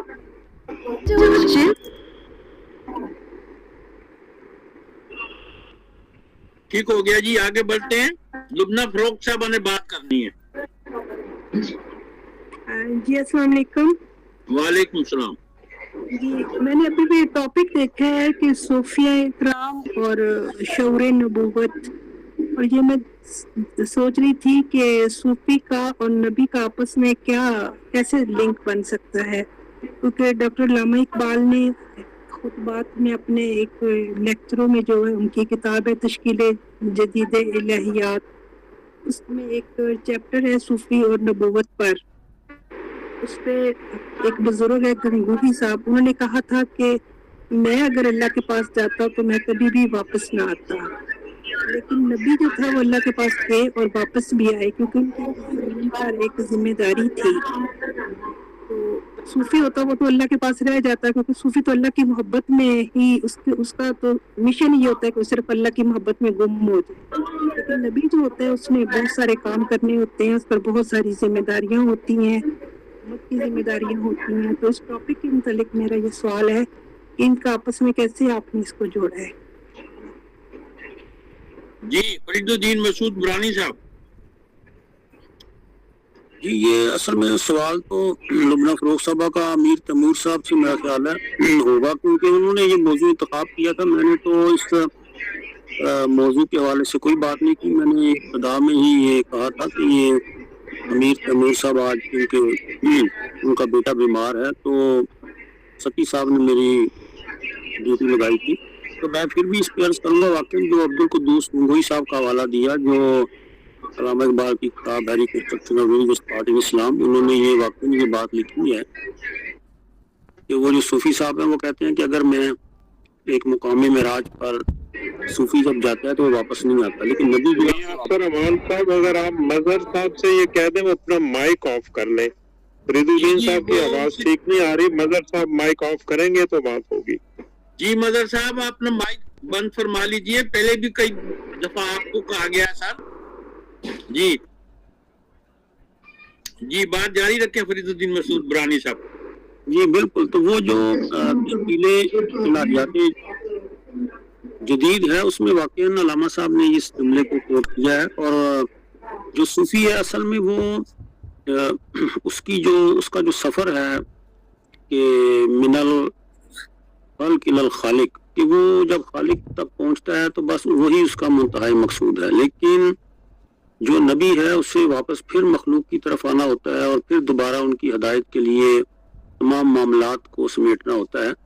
تو یہ علامہ اقبال نے اصل میں نبوت کی تعریف کی ہے اور فرمایا ہے کہ صوفی بن جانا تو آسان ہے، لیکن نبی کے لیے جو ہے وہ دوبارہ پھر مخلوق میں آ کر اس نے یہ تمام کام کرنے ہوتے ہیں انسانوں کی ہدایت کے لیے۔ تو اس میں اصل میں علامہ صاحب نے یہ جو تقابل فرمایا ہے اس میں شاید انہوں نے تصوف کو حرکی تصوف کی طرف جوڑنا چاہا ہے کہ عبد القدوس گنگوہی صاحب کا ایک جملہ لے کر جو بر صغیر میں تصوف کا ایک مزاج ہے کہ وہ بالکل جو اب آپ جذب کی کیفیت میں آپ دوبارہ معاشرے میں نہیں آتے، تو اصل میں علامہ صاحب جو ہے وہ اس تصوف کے قائل ہیں کہ آپ کو دوبارہ معاشرے میں پھر آنا پڑے گا، چاہے آپ جتنی مرضی معراج کی کیفیات جو ہیں وہ اس میں وہ فرماتے ہیں کہ صوفی کو بھی معراج ہوتی ہے اور ہر صوفی کی معراج دوسرے سے ڈیفرنٹ ہوتی ہے، تو صوفی کو بھی معراج ہوتی ہے، لیکن چاہے جتنی بھی صوفی معراج پہ پہنچ جائے وہ رہے گا تو عبدی، جس طرح اللہ کے نبی جو ہیں وہ عبد رہے ہیں، اور عبد بن کر پھر آپ کو دوبارہ مخلوق میں واپس آنا پڑے گا اور جو معبود کا دیا ہوا پروگرام ہے اس کی ایگزیکیوشن کروانی پڑے گی۔ اصل میں علامہ صاحب نے جو تشکیل الہیات جدید میں وہ کہنا یہی چاہ رہے ہیں مسلم تھاٹ کی کہ آپ یہ جو بالکل ہی جذب ہو چکے ہیں، اگر سیر و سلوک کی منزلوں میں اگر آپ رہیں گے تو یہ معاشرہ تو پہلے ہی ایک جو ہے وہ ابلیسی قوتوں کا بنا ہوا ہے ایک مظہر، تو پھر اگر یہ سارے مست ہو جائیں گے صوفی تو اس معاشرے کی تشکیل کون کرے گا؟ تو علامہ صاحب فرماتے ہیں وہ صوفی جو ہے وہ شعور نبوت کی طرح وہ بھی فالو کرتے ہوئے اسے اور جتنی مرضی منازل جو ہے وہ سلوک کی طے کر لیں، لیکن انہیں دوبارہ واپس آ کر اس کی کرنی پڑے گی معاشرے کی تشکیلیں نو۔ تو بہرحال یہ امیر تیمور صاحب انشاءاللہ اپنے سوال آپ کا ویلڈ ہے اس کا جواب دیں گے، میں نے تو کیونکہ آپ کا سوال آیا ہے تو اس کو اپنے کوشش آگے بڑھتے ہیں اور پروگرام کے منتظم بڑی محنت سے ہر ہفتے پروگرام تیار کرتے ہیں جناب محترم ڈاکٹر یاسر حسین ستی صاحب، میں ان سے درخواست کر رہا ہوں کہ وہ اپنا انپٹ دیں، پھر میں آگے دو ڈاکٹر صاحبان کی طرف جاؤں۔ جی ڈاکٹر یاسر حسین ستی صاحب۔ جی بہت شکریہ جی امیر صاحب، ماشاءاللہ جی اللہ تبارک و تعالیٰ کا فضل ہے، اور یہ میں سمجھتا ہوں کہ صوفیانہ نوازشات ہوتی ہیں کہ کوئی پروگرام اگر ملتوی ہو جاتا ہے اس کی جگہ کوئی اور آ جاتا ہے تو یہ بھی کہیں اور سے فیصلے ہوتے ہیں، اور شاید روحانی اور نظریاتی ترقی مقصود ہوتی ہے، اور کہیں نہ کہیں یہ بڑے فیصلے ہو رہے ہوتے ہیں۔ تو فرید الدین مسعود صاحب کو اللہ تبارک و تعالیٰ نے اس صفت سے نوازا ہوا ہے کہ وہ صرف الفاظ کے بندے نہیں ہیں، الفاظ تو ان کے پاس ہاتھ باندھے کھڑے ہی ہوتے ہیں، لیکن وہ جو اسپرچول فیلنگ ہے ان کو محسوس کرتے ہیں، یعنی بیسیکلی یہ روحانی آدمی ہے، اللہ تبارک و تعالیٰ ان کو نظر بد سے بچائے۔ تو آج انہوں نے یہ میں سمجھتا ہوں کہ محبت کا پورا سفر بیان فرمایا ہے جو روحانی سفر ہے۔ تو میں اس پہ اتنا ہی کہوں گا کہ رومی نے بڑی کمال بات کی فَاذْكُرُونِی اذْكُرْكُم کے تحت کہ تم مجھے یاد کرو میں تمہارے چرچے کروں گا۔ وہ کہتے ہیں کہ جو یاد کرنا ہوتا ہے یہ بندے کے بس میں نہیں ہوتا، کیونکہ جو یاد کرتا ہے پھر اس کو یاد کیا جاتا ہے، تو یاد کرنے کا اذن بھی اسی کو ہی دیا جاتا ہے جو اس کی بارگاہ میں مقبول ہو جاتا ہے، جو سچا طالب ہوتا ہے۔ تو ہمیں اللہ تبارک و تعالیٰ کی بارگاہ میں یہ دعا کرنی چاہیے، اور بزرگوں سے، مشائخ سے، اساتذہ سے یہ دعائیں کروانی چاہیے کہ ہم اس لسٹ میں کہیں شامل ہو جائیں کہ ہم بھی اس کی یاد کرنے والوں میں شامل ہو جائیں، کیونکہ جو یاد کرنے لگ جاتا ہے حقیقی معنوں میں تو اس کا ذکر پھر رب العالمین فرماتا ہے۔ اور رومی ہی نے اپنی ایک مثنوی میں بڑی خوبصورت بات کی کہ ایک بادشاہ نے ایک فقیر سے کہا، بلا کے پوچھا کہ تجھے رب کس طرح ملا؟ تو فقیر اس کے محل میں آتا نہیں تھا، بڑی معاملات تھے، آخر اس نے اپنی فوج کو بھیجا اور وہ زبردستی اس کو لے آئے، وہ بھی اس انداز کے ساتھ کہ گلی سے گزر رہا تھا تو انہوں نے لفٹ نما کوئی چیز لگائی اور اس کے اوپر بٹھا کے بادشاہ کے محل تک اوپر لے گئے۔ تو بادشاہ نے اس سے پہلا سوال یہ پوچھا کہ بتاؤ تم رب تک کیسے پہنچے ہو؟ تو اس نے کہا کہ جس طرح تو نے کھینچ کر مجھے اپنے پاس بلا لیا، وہ تو بادشاہوں کا بادشاہ ہے، وہ جس کو چاہتا ہے کھینچ کر اپنی محبت میں لے آتا ہے، اور یہ مخصوص لوگ ہوا کرتے ہیں اور میں اس کی بارگاہ میں پہنچ گیا۔ اگر یوں ہی کہوں کہ محبت کے لیے کچھ دل مخصوص ہوا کرتے ہیں، یہ وہ نغمہ ہے جو ہر ساز پہ گایا نہیں جاتا۔ لیکن جو ڈاکٹر ساجد خاکوانی صاحب نے کمال بات کی لذت کے حوالے سے، تو میں سمجھتا ہوں کہ ایک نفس کی لذت ہے اور ایک روح کی بھی لذت ہے، اور روح کی جو لذت ہے وہ صرف اللہ تبارک و تعالیٰ کا ذکر یا اللہ کی معرفت، اللہ کی محبت، حضور علیہ الصلوۃ والسلام کا عشق، یہ تو ہے ہی ہے، لیکن روح کو بھی اپنی ترقی کے لیے نفس کی طاقت ساتھ لینا ضروری ہوتی ہے۔ تو اس حد تک خواہشات کا پالنا کہ آپ کا نفس اس قابل رہے کہ وہ روح کی بلندی کا کام کر سکے، کیونکہ نفس اور روح لازم و ملزوم ہیں۔ بالکل نفس کو ختم کر کے بھی روح کی ترقی نہیں ہو سکتی، وہ تو فرشتوں کے پاس تھی ہی تھی۔ اور ہماری جو بلندی ہے، ہم اللہ کے نائب ٹھہرے، اور میں کہتا ہوں کہ کتنی بڑی بات ہے کہ آج کوئی کسی کا خلیفہ ہو جائے تو وہ کہتا ہے ہم سب اللہ کے خلیفہ ہیں، اللہ نے خلافت کے عہدے پہ ہمیں فائز کیا، تو وہ یہی تھا کہ روح اور نفس کو بیلنس کرنا ہے۔ تو جو بھی جائز نفسانی خواہشات ہیں وہ پالتے ہوئے ہم روح کی بالیدگی کے لیے اور نظریات کی تطہیر کا کام کر سکتے ہیں۔ اور بڑی خوبصورت ڈاکٹر فرید صاحب نے، ڈاکٹر ندیم صاحب نے، قریشی صاحب نے خوبصورت باتیں کی، اور لبنہ فروغ صاحبہ کی جو بات تھی وہ بڑی کمال بات تھی۔ اس کے اوپر ایک پورا چیپٹر ہے تصوف کے اوپر، بڑے لوگوں نے لکھا ہے کہ تصوف میں بھی دو قسمیں ہیں، ایک منہاج علی النبوت ہے اور ایک منہاج علی الولایت ہے۔ بعض صوفیاء منہاج نبوت پہ قائم کرتے ہیں، جس طرح امام ربانی مجدد الفسانی رحمۃ اللہ علیہ ہو گئے، امام شامل نقشبندی ہو گئے، بہت سارے صوفیاء ہیں جنہوں نے تلواروں کے سائے میں اللہ کا ذکر بلند کیا اور باقاعدہ نظریاتی طور پر بدر اور احنین کے مارکوں کی طرح یعنی اسلامی ریاست کے قیام کے لیے قربانیاں دی، تو یہ منہاج نبوت پہ تھے۔ اور کچھ ایسے تھے کہ جو اسپرچول انٹرٹینمنٹ آپ کر سکتے ہیں کہ اللہ کے ذکر میں اس حد تک محو ہو گئے تھے کہ جس طرح گنگوئی صاحب کا تذکرہ فرید الدین مسعود صاحب نے بھی کیا کہ وہ واپسی کا تصور نہیں کر رہے تھے، لیکن اس پہ صوفیاء کا یہ اتفاق ہے کہ جو منہاج علی النبوت پہ صوفیاء ہوتے ہیں وہی اعلیٰ و عرفہ ہوتے ہیں، لیکن جو ولایت پہ ہوتے ہیں ہم تو ان کے قدموں کی خاک در خاک نہیں، ہم تو ان کی محبت والے ہیں۔ اور میں اسی حدیث کا سہارا لیتا ہوں اور اس پہ خوشی ہوتی ہے کہ حضور علیہ الصلوۃ والسلام نے فرمایا کہ جو جس کے ساتھ محبت کرتا ہے قیامت کے دن اسی کے ساتھ اٹھایا جائے گا۔ اللہ تبارک و تعالیٰ میں حضور علیہ الصلوۃ والسلام اور ان کے چاہنے والے، وہ مجاہدین ہوں، وہ صوفیاء ہوں، وہ علماء ہوں، وہ صلحاء ہوں، ہم ان کے ساتھ محبت کرتے ہیں، اور اللہ تبارک و تعالیٰ اس محبت کو سلامت رکھے اور قیامت کے دن انہی کے ساتھ ہمارا صاحب فرمائے۔ بہت شکریہ جی میر صاحب۔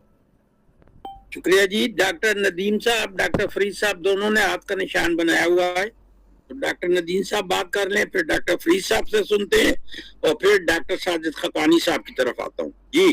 صاحب یہ جو بہن نے کوشچن کیا ہے نا ریکنسٹرکشن کے حوالے سے، یہ کوشچن بڑا زبردست ہے، لیکن اس کو انڈرسٹینڈ کرنا بڑا ضروری ہے۔ بیسیکلی اس میں اقبال دونوں کو ڈفرینشیٹ نہیں کر رہے۔ اقبال جس عصر میں زندہ تھے اس عصر کا جو مسٹک اور صوفی تھا وہ بیسیکلی اس کے اندر تحرک نہیں تھا، وہ جذب کی حالت میں ہی رہ کے پوری زندگی گزار جاتا تھا۔ تو اقبال یہ کہتے ہیں، اس لیے تو اقبال جگہ جگہ پہ اس مکتب فکر پہ تنقید کرتے ہیں بڑی شدید قسم کی۔ تو اقبال کا یہ کہنا ہے کہ بھائی تو جب فنا کی حالت میں چلا گیا ہے، جذب کی حالت میں چلا گیا ہے، تو اسے ڈسینڈ کر، اور ڈسینڈ کر کے جو ایکٹیویزم ہے وہ تم نے اڈاپٹ کرنا ہے۔ اب وہ چیز جو تمہیں ملی ہے تم نے کوشش کرنی ہے کہ وہ لائے عمل بنائے کہ پبلک ایٹ لارج بھی وہ چیز ایکسپیرینس کر سکے۔ اب اس میں دیکھیں اقبال بیسیکلی کہیں کہیں پہ وحدت الوجود کو بہت زیادہ نیگیٹ کرتے ہیں. تو وحدت الوجود میں جو ابن العربی کے ہاں ایک ٹرم استعمال ہوتی وہ پیوسٹن تھی. وہ کہا کرتے تھے کہ جذب کی حالت میں رہ کے فنا کی حالت میں رہ کے پیوسٹ ہو کے زندگی گزاری جائے. لیکن اقبال کیونکہ جذب اور وصل کے قائل ہونے کے بعد وہ کہتے تھے کہ واپس ہجر کے اندر زندگی گزاری جائے, کیونکہ مجدد الف ثانی کے وہ ڈاکٹرن کی انڈورس کرتے تھے اقبال جو تھے. تو اس وقت جو صوفی تھے انہوں نے گنگوہی صاحب کا جو ریفرنس دیا ہے وہ اس وقت کے صوفیاء پہ سارٹ آف کریٹیک انہوں نے ڈیولپ کی ہے کہ وہ جو تھے وہ اسی میں رہ کے جو ہے وہ پوری زندگی گزار جاتے تھے, جس میں سولیٹیوڈ اور سیکلوژن میں چلے جانا اور راہب کسی زندگی اختیار کر لینا اور پریکٹیکلی سے جو ہے نا وہ دور ہو جاتے تھے. اب دیکھیں اقبال تو دونوں ایک پرشین ربائی میں اس کو کہتے ہیں گر تو فنا خواہی از خود آزاد شو. کہتا ہے اگر تو فنا چاہتا ہے وصل چاہتا ہے تو اپنے سیلف سے اپنے آپ کو آزاد کرتے. گر تو بقا خواہی از خود آباد شو. اگر تو بقا چاہتا ہے تو دوبارہ اپنی سیلف کو اپنے اندر آباد کر لے. تو یہ پارشل اس کی اچیومنٹ ہوئی ہے صوفی کی. جب وہ جذب میں کیا ہے وہ بقا میں تو آیا ہی نہیں. بقا تو ڈیسینڈ کر کے پریکٹیکلی چیزوں کو انفورس کرنے کا نام ہے. پھر تیسری چیز اس میں ہم یہ اقبال نے بڑی طویل اس کے اوپر پوئم لکھی. وہ کہتا ہے کہ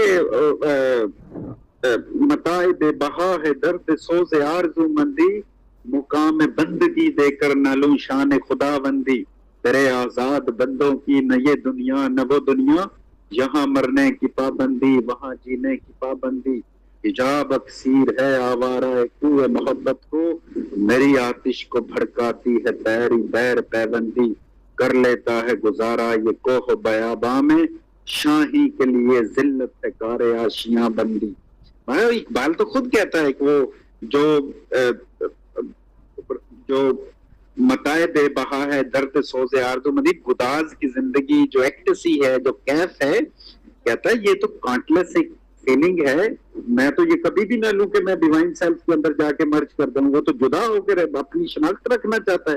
وہ تو خود ہی کہتا ہے اس کو کہ اپنے آپ کو دور رکھے اور اپنا وجود منوائے وہ, اور اپنے اسپرٹ کو انفورس کرے. اور جب خالق کے حضور پہنچے تو وہ کیونکہ اقبال جو اسپرٹ ڈیرائیو کرتا ہے انفر کرتا ہے وہ سب تمام نبی صلی اللہ علیہ وسلم کی زندگی سے لیتا ہے.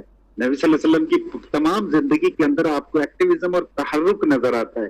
18 غزوات میں 9 پرو ایکٹیولی ایڈریس کرتے ہیں, 9 میں خود پارٹیسپیٹ کرتے ہیں, اور 64 سرائے سریا جو ہے وہ روانہ کرتے ہیں. ایک ایسا پروفٹ آدم کی تاریخ میں جو تلوار پکڑ کے اپنا میسج ڈیوائن میسج پھیلا رہا ہے. تو اقبال تو یہ چاہتے ہیں کہ مومن جو صوفی ہے بیسیکلی یہ ہو. لیکن اس وقت جو صوفی تھا کیونکہ برٹش رجیم رول کر رہی تھی اور اس وقت تصوف ملائن ہو چکا تھا, پلیوٹ ہو چکا تھا, تو سارٹ آف کریٹیک ڈیولپ کی. بہن کا کوشچن بڑا اچھا تھا, تو میں نے کہا اس کو پارشلی ایڈریس کیا جائے تاکہ اس بہن کے جو ہے نا وہ پاتھویز کلیئر ہوں تھاٹس کے. بہت شکریہ.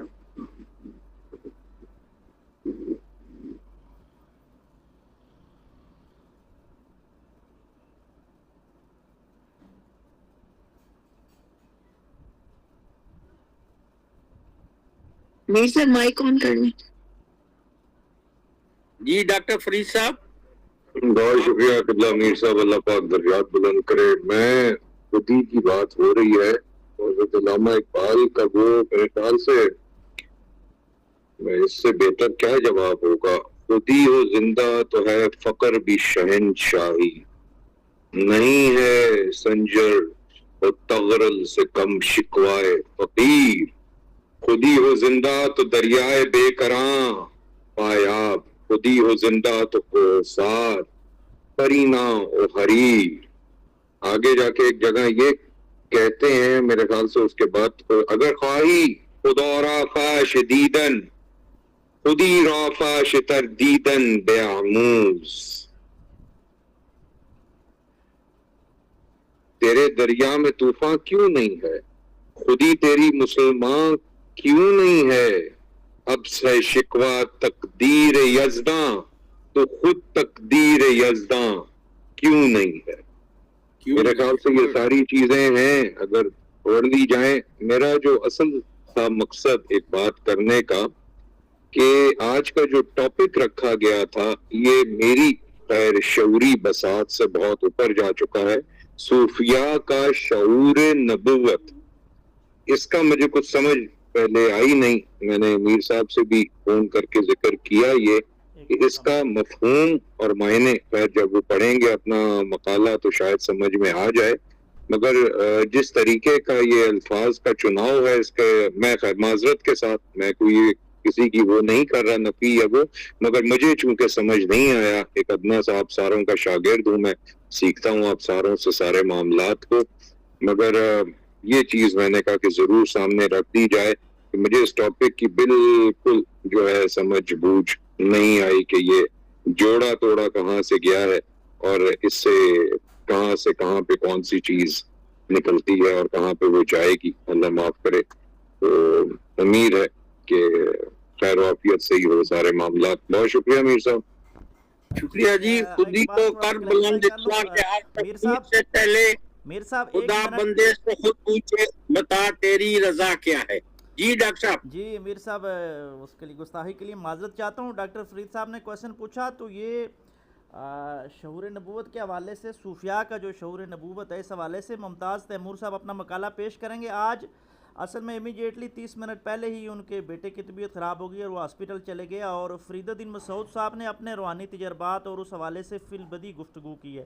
تو آج اس ٹاپک کو ہم نے ٹچ ہی نہیں کیا اور اس کے حوالے سے بالکل آپ کے جو کویشچن ہیں ان کا جواب دیا جائے گا.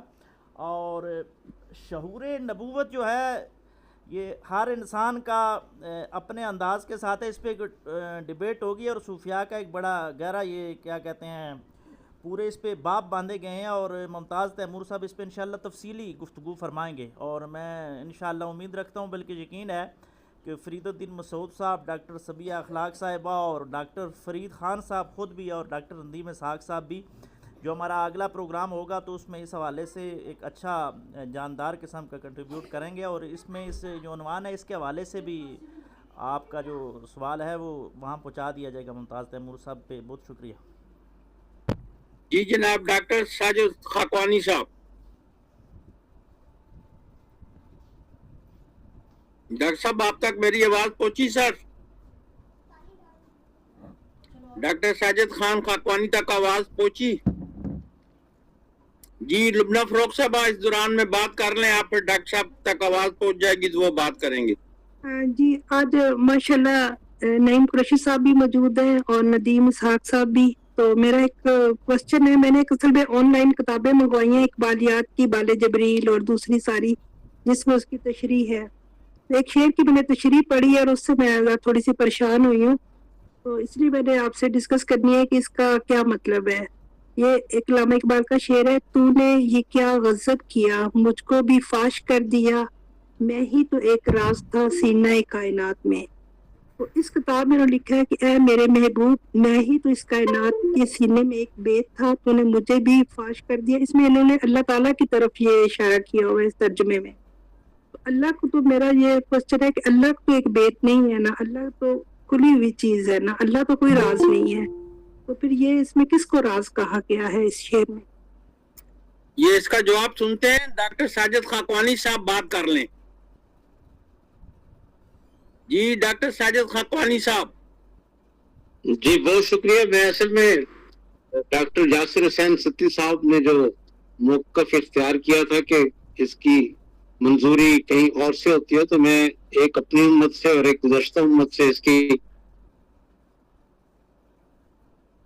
کہ گزشتہ امتوں میں ایک شخص نے 400 سالوں تک عبادت کی اور پھر اس میں اپنا لوٹا مصلی تسبیح اٹھا کر پھینک دی کہ میں 400 سالوں سے اللہ تعالیٰ کو یاد کر رہا ہوں اور اللہ تعالیٰ نے مجھے ایک دفعہ بھی یاد نہیں کیا. تو اس کے اس عمل کے بعد پھر اللہ تعالیٰ نے اس کو ریئلائز کرایا کہ اے میرے بندے، تیرے منہ سے جب لفظ اللہ نکلتا ہے تو اصل میں تجھے یاد کر رہا ہوتا ہوں. تو یہ واقعی ستی صاحب نے بالکل صحیح فرمایا کہ یہ یعنی اصل میں ادھر سے ہی منظوریاں ہوتی ہیں.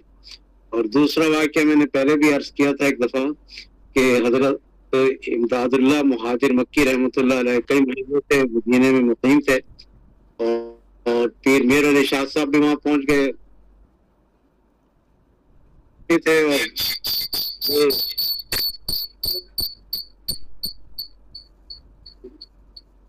ذرا وقت فرمائیے گا. وہ بزرگ آدمی تھے اور یہ پیر میرا علی شاہ صاحب اس وقت ابھی نوجوان تھے، وہ مہینوں سے وہاں مقیم تھے، اور یہ کچھ 10-12 دنوں کے بعد اپنا سامان باندھنے لگے. تو حاجی صاحب نے پوچھا کہاں جا رہے ہو، تم تو ابھی آئے اور جا بھی رہے ہو. تو پیر میرا علی شاہ صاحب نے فرمایا کہ ڈیوٹی لگ گئی ہے. انہیں اشارہ ہو گیا بھائی ہندوستان جاؤ اور فلاں جگہ جا کر تبلیغ کا کام بھی کرو اور مرزا غلام احمد قادیانی سے مقابلہ بھی کرو. تو یہ اشارے میں انہیں حکم ہوا اور وہ سامان باندھنے لگے. تو حاجی امداد اللہ مہاجر مکی رحمۃ اللہ علیہ وہ رو پڑے. تو میں نے عرض کیا وہ بزرگ آدمی تھے، تو پیر صاحب نوجوان آدمی تھے. انہوں نے کہا بزرگوں آپ کیوں رو رہے ہیں؟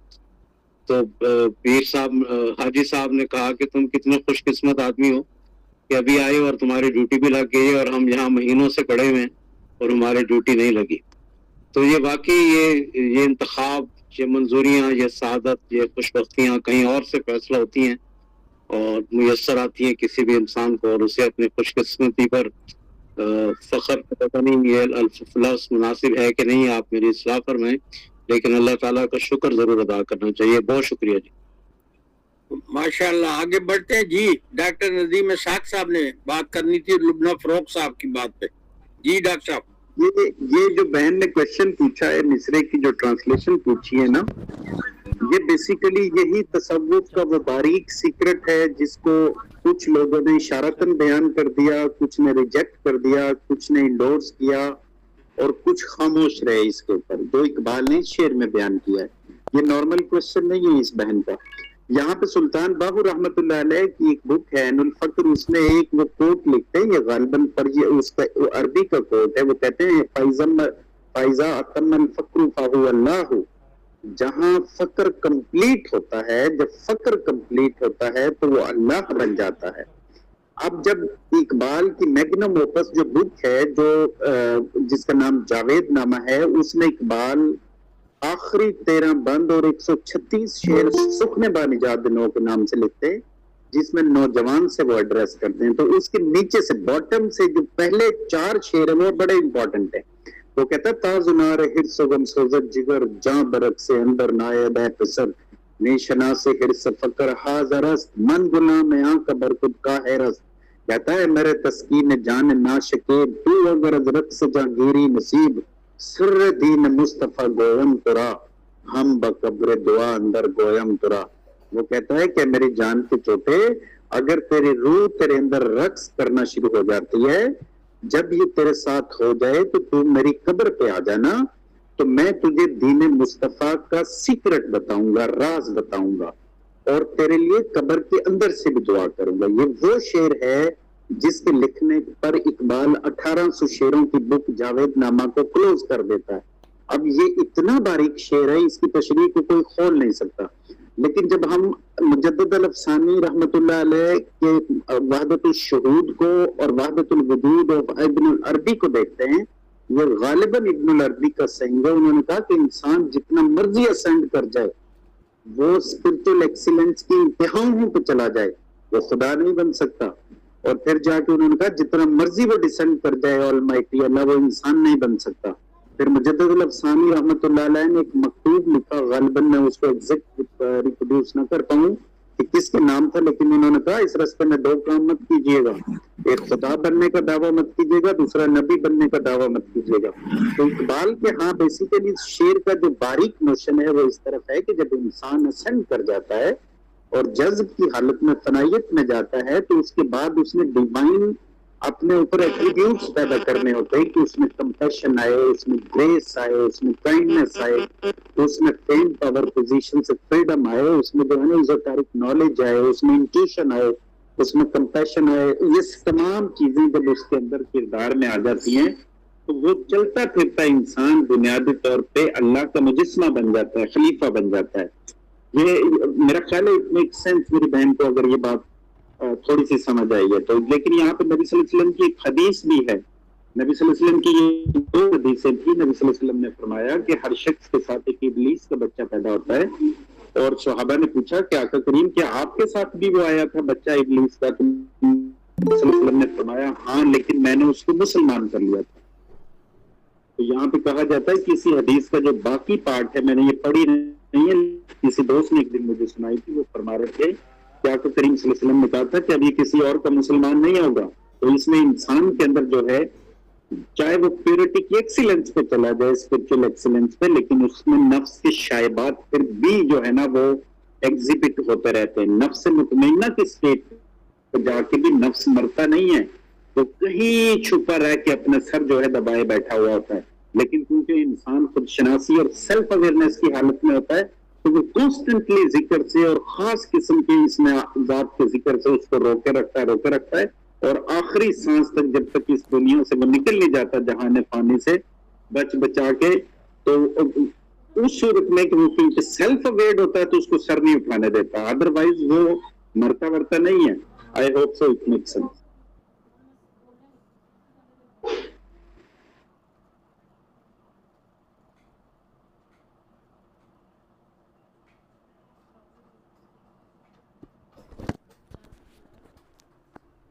جی میر صاحب آپ مائک آن کر لیجئے, آپ کی آواز نہیں آ رہی. شکریہ جی, میں معافی چاہتا ہوں, اکثر بھول جاتا ہوں.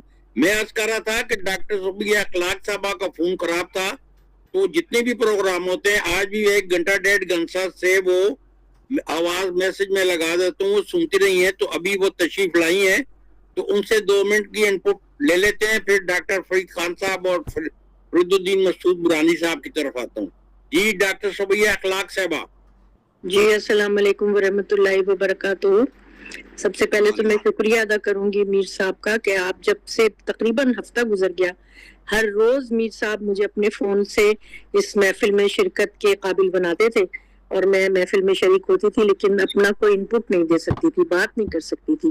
اور ابھی 5 منٹ پہلے یہ میرا فون میرے ہاتھ میں آیا ہے جس میں گوگل میٹ اب نیا ورژن ڈاؤن لوڈ ہو گیا. میں نے ساری گفتگو سنی, بہترین گفتگو تھی جناب فرید الدین مسعود برہانی صاحب کی, اور انہوں نے جو اقوال زرین موتیوں کی طرح سے ہمیں اس کی لڑیاں ہمارے سامنے رکھیں, جس سے دل دماغ روح سب شاد ہو گئی, اور دل باغ ہو گیا, اور ہر چیز نئے سرے سے جو ہے پرانے اسباق تازہ ہو گئے.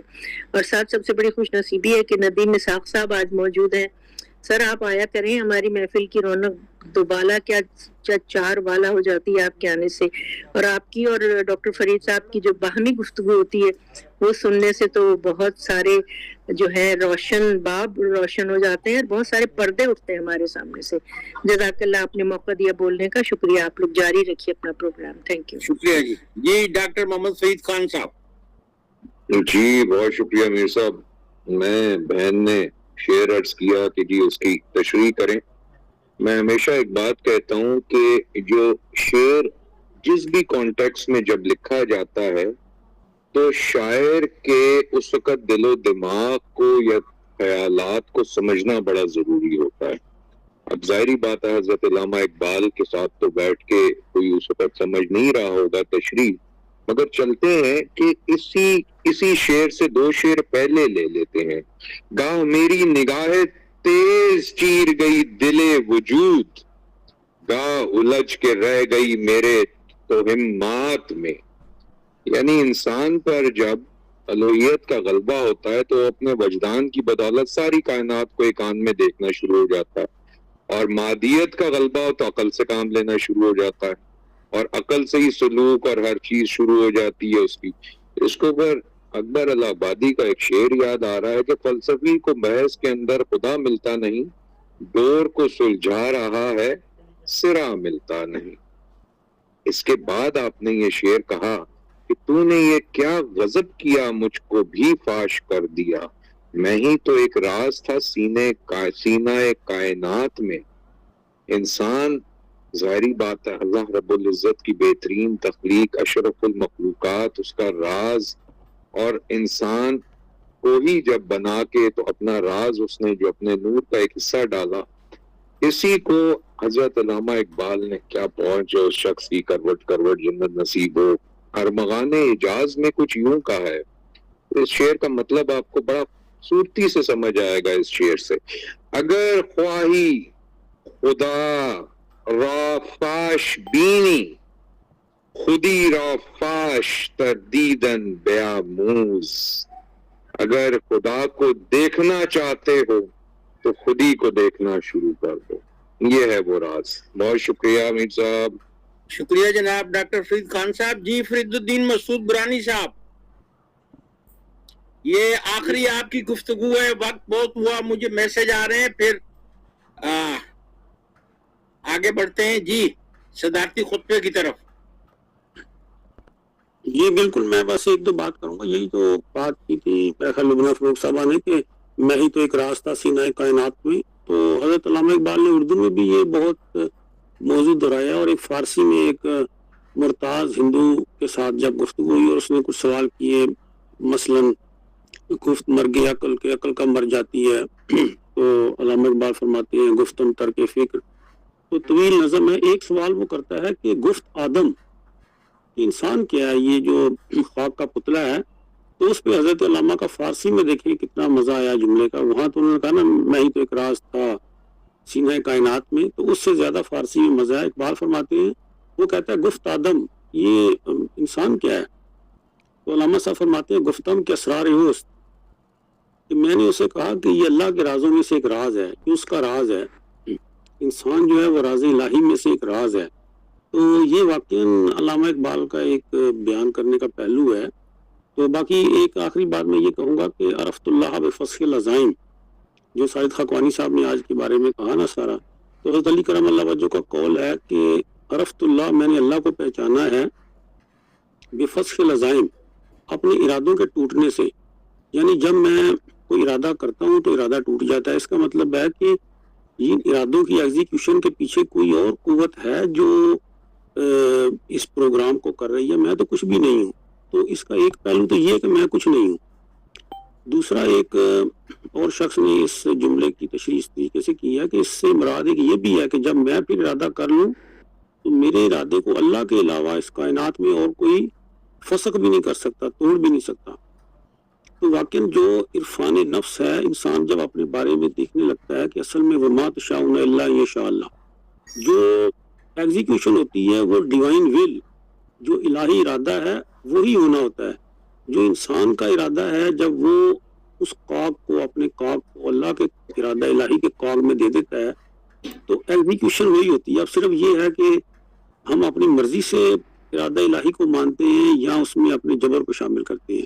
تو بہرحال آج کی جو ساجد خاکوانی صاحب نے جو جملہ کہا, آج جب میں نے وہ تیمور صاحب کا پڑھا تو میرے ذہن میں آیا کہ میں 3-4 ماہ ہو چکے ہیں, تو اس تصوف کی محفل میں مجھے جانا چاہیے. تو یہ ارادہ ہوتا ہے, اور 2-3 دن بعد مجھے کال آتی ہے ستی صاحب کی کہ جی وہ آپ نے گفتگو کرنی ہے.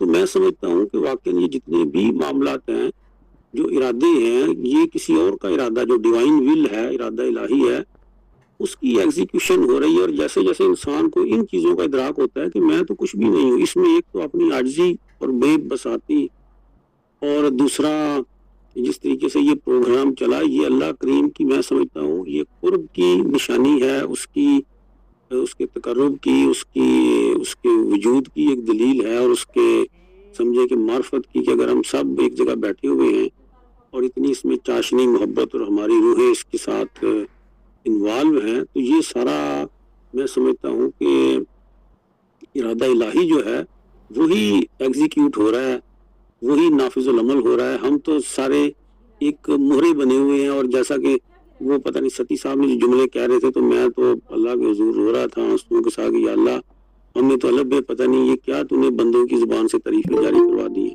تو یہ ہے بے عرفت اللہ بفسخ العزائم, کہ اللہ کی معرفت بڑھتی چلی جاتی ہے جیسے جیسے یہ چیزیں اس کے گرد و پیش میں معاملات ہوتے ہیں, تو اس کو اپنی بے بسی کا بھی احساس ہوتا ہے.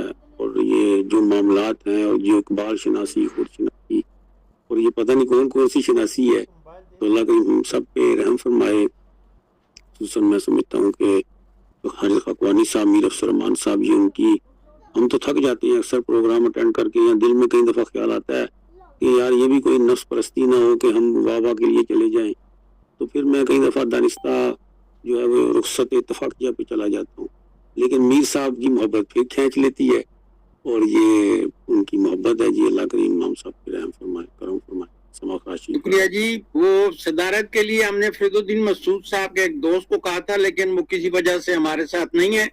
لیکن ہماری مجبوری ہے کہ ہمیں اپنا فارمیٹ مکمل کرنا ہوتا ہے, تو میں ڈاکٹر ندیم اسحاق صاحب جنہوں نے پورا پروگرام سنا ان سے درخواست کر رہا ہوں کہ وہ 2-3 منٹ میں صدارتی خطبہ عطا فرما دیں تاکہ ہمارا فارمیٹ مکمل ہو، اور پھر ڈاکٹر یاسر حسین ستی صاحبان کا شکریہ ادا کریں. جی ڈاکٹر ندیم اسحاق صاحب.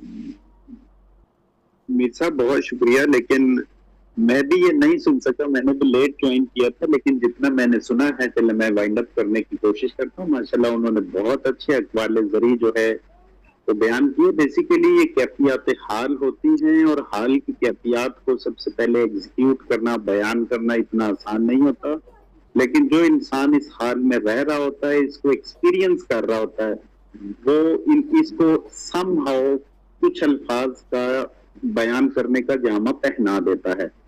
ایک مسٹک غالباً یہ ایرانی مسٹک تھے، ان کی ایک سینگ ہے، وہ کہتے ہیں کہ اگر 1000 صوفیاء ہوں تو ان میں سے ایک عارف ہوتا ہے، اور عارف وہ ہوتا ہے جو حال کی کیفیات کو بیان کر سکتا ہو. صوفی تو سارے بن سکتے ہیں، لیکن جو بول پانے کی کوالٹی ہوتی ہے، حال کو ایکسپلین کرنے کی کوالٹی ہوتی ہے، وہ اتنا آسان ٹاسک نہیں ہوتا.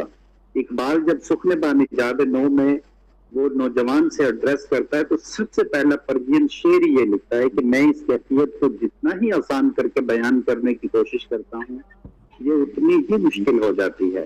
سب سے اہم بات ان تمام کے اندر یہ ہے کہ ماشاءاللہ یہ بڑی سعادت کی بات ہے کہ آپ نے تمام کو جو ہے نا انٹر کنیکٹ کیا ہوا ہے. ہم ملتے ہیں، آئیڈیاز ایکسچینج ہوتے ہیں، قلب و ذہن ہمارے روشن ہوتے ہیں. یہ بڑی سعادت کی بات ہے جب دنیا میں، ہمارے ملک میں آگے پیچھے انسان خواہشوں کا اسیر ہو گیا ہے، اور وہ بغیر کسی حلال حرام کی تمیز کو کیے بغیر جو ہے نا ہر چیز کو حاصل کرنا چاہتا ہے. تو اس دور میں بھی یہ سلیکٹیو رول جیسے سورہ بقرہ کی آیت آتی ہے یکتصب برحمتک من یشاء، کہ اللہ رب العزت جس کو چاہتا ہے اپنی رحمت سے خاص کر لیتا ہے. تو یہ بنیادی طور پہ جس کا اس کا فضل ہو جائے جس کے اوپر. وہ پیر میر علی شاہ صاحب سے ایک مرتبہ ایک شخص نے پوچھا کہ یہ بتائیے، کیونکہ وہ لاسٹ دور کے جو لاسٹ پیرا تھا اس کے لٹریٹ مسٹک تھا. اقبال نے بھی ٹائم پہ آگاہی لینے کے لیے ان کو وقت کہ میں نے اسپین جانا ہے، مجھے بتائیے کہ وقت کیا ہے، میں نے وہاں اسپیچ دینی ہے. تو ایک بندے نے ان سے پوچھا کہ پیر صاحب آپ ہر وقت اللہ کا ذکر کرتے ہیں، تو یہ بتائیے کہ اللہ بھی آپ کو یاد کرتا ہے.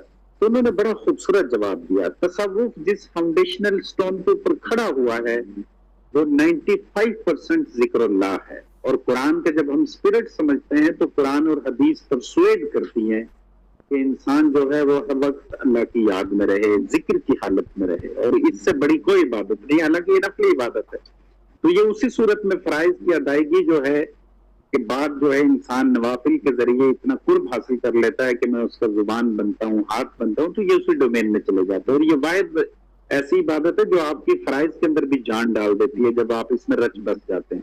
تو پیر میر علی شاہ صاحب کی طرف میں آتا ہوں تو انہوں نے کہا کہ دیکھیں، میں 60-70 برس کا ہو کے ایک انسان اس ذات کی عظمت اور کبریائی میں کیا اضافہ کر جاؤں گا جو ازل سے ہے اور ابد تک رہے گی. لیکن میں اس کا یاد کرنا بتا دیتا ہوں آپ کو کہ وہ کیسے اپنے بندوں کو، چوزن بندوں کو یاد کرتا ہے. جب کوئی شخص اس کو یاد کرتے کرتے اس دنیا سے پردہ کر جاتا ہے تو وہ پھر لوگوں کے دلوں میں اس کی محبت ڈالتا ہے. فَأَلَّفَ بَيْنَ قُلُوبِهِمْ جو آیت آتی ہے کہ یہ محبت میں ڈالتا ہوں لوگوں کے قلوب کے اندر، تم نہیں ڈال سکتے. وہ کلیم کرتا ہے کہ تم نہیں ڈال سکتے. زمین اور آسمان کا تمام مال بھی خرچ کر دو زمین اور دنیا کا تو یہ کام نہیں ڈال سکتے محبت، یہ میں ڈالتا ہوں. پیر میر علی شاہ صاحب نے کہا کہ وہ لوگوں کے دلوں میں محبت ڈالتا ہے. پھر لوگ جوک در جوک جو ہے اس کے پاس، اس کے شرائن پہ، اس کی قبر پہ چلے آتے ہیں اور صدیاں بیت جاتی ہیں. لوگ اس کی مغفرت کے لیے، اس کے درجات کی بلندی کے لیے اور وہاں فاتح خوانی کرتے ہیں، وہاں درود پڑھتے ہیں. وہ اپنے چوزن لوگوں کو جنہوں نے اس کو یاد کیا ہوتا ہے ان کو ایسے یاد کرتا ہے. میں اس کو اقبال کی ایک ربائی پہ ہی وائنڈ اپ کروں. وہ کہتا ہے دشت میں میدان میں کوثر میں ہے، بحر میں موج کی آگوش میں طوفان میں ہے، چین کے شہر مراکش کے بیابان میں ہے، اور پوشیدہ مسلمان کے ایمان میں ہے. چشم اقوام یہ نظارہ ابد تک دیکھے، رفت شانہ رفانہ لک ذکرت دیکھے. بہت شکریہ. بہت خوب جناب محترم ندیم اسحاق صاحب. میر علی شاہ کا آپ نے ذکر کیا کتھے میر علی شاہ, کتھے میری تیری ثنا, ایک گستاخ خان کتھے جا لڑیاں. اب ہم اختتام تک پہنچ چکے ہیں اور اس پروگرام کے منتظم جناب محترم ڈاکٹر یاسر حسین ستی صاحب سے میں درخواست کر رہا ہوں کہ پروگرام میں حاضر حضرات اور خواتین کا شکریہ ادا فرما دیں. جناب محترم ڈاکٹر یاسر حسین ستی صاحب. جی الحمدللہ, اللہ تبارک و تعالیٰ کا لاکھ لاکھ شکر. حضور نبی کریم صلی اللہ علیہ وآلہ وسلم کی نظر عنایت اور بزرگوں کی توجہات کہ آج الحمدللہ ہمارا یہ پروگرام پھر بڑی خوبصورت انداز کے ساتھ سجا, اور اس پروگرام میں جتنے بھی حضرات اور خواتین نے شرکت فرمائی میں سب کا شکریہ ادا فرماتا ہوں. بالخصوص فرید الدین مسعود صاحب کا ایک دفعہ پھر میں دل کیا تھا گہرائیوں سے مشکور ہوں کہ آپ نے انتہائی کم وقت میں اس دعوت کو نہ صرف قبول کیا بلکہ ہمارے پروگرام کو چار چاند لگائے. اور اس پروگرام میں جن جن حضرات نے بھی سوال جواب کی صورت میں, تبصروں کی صورت میں کنٹریبیوٹ کیا, اللہ تبارک و تعالیٰ سب کی دین دنیا میں مزید برکتوں کا نزول فرمائے. ہفتہ بھر ہمارے قلم کاروان کے پروگرام چلتے رہتے ہیں, اس خیر کے پیغام کو آگے بھی پہنچایا کریں. انشاءاللہ پھر اگلے پروگراموں میں ملاقات ہوگی. اسی پہ اختتام کرتے ہیں جی. سبحان ربک رب العزت عما یصفون وسلام علی المرسلین والحمد للہ رب العالمین. جزاک اللہ.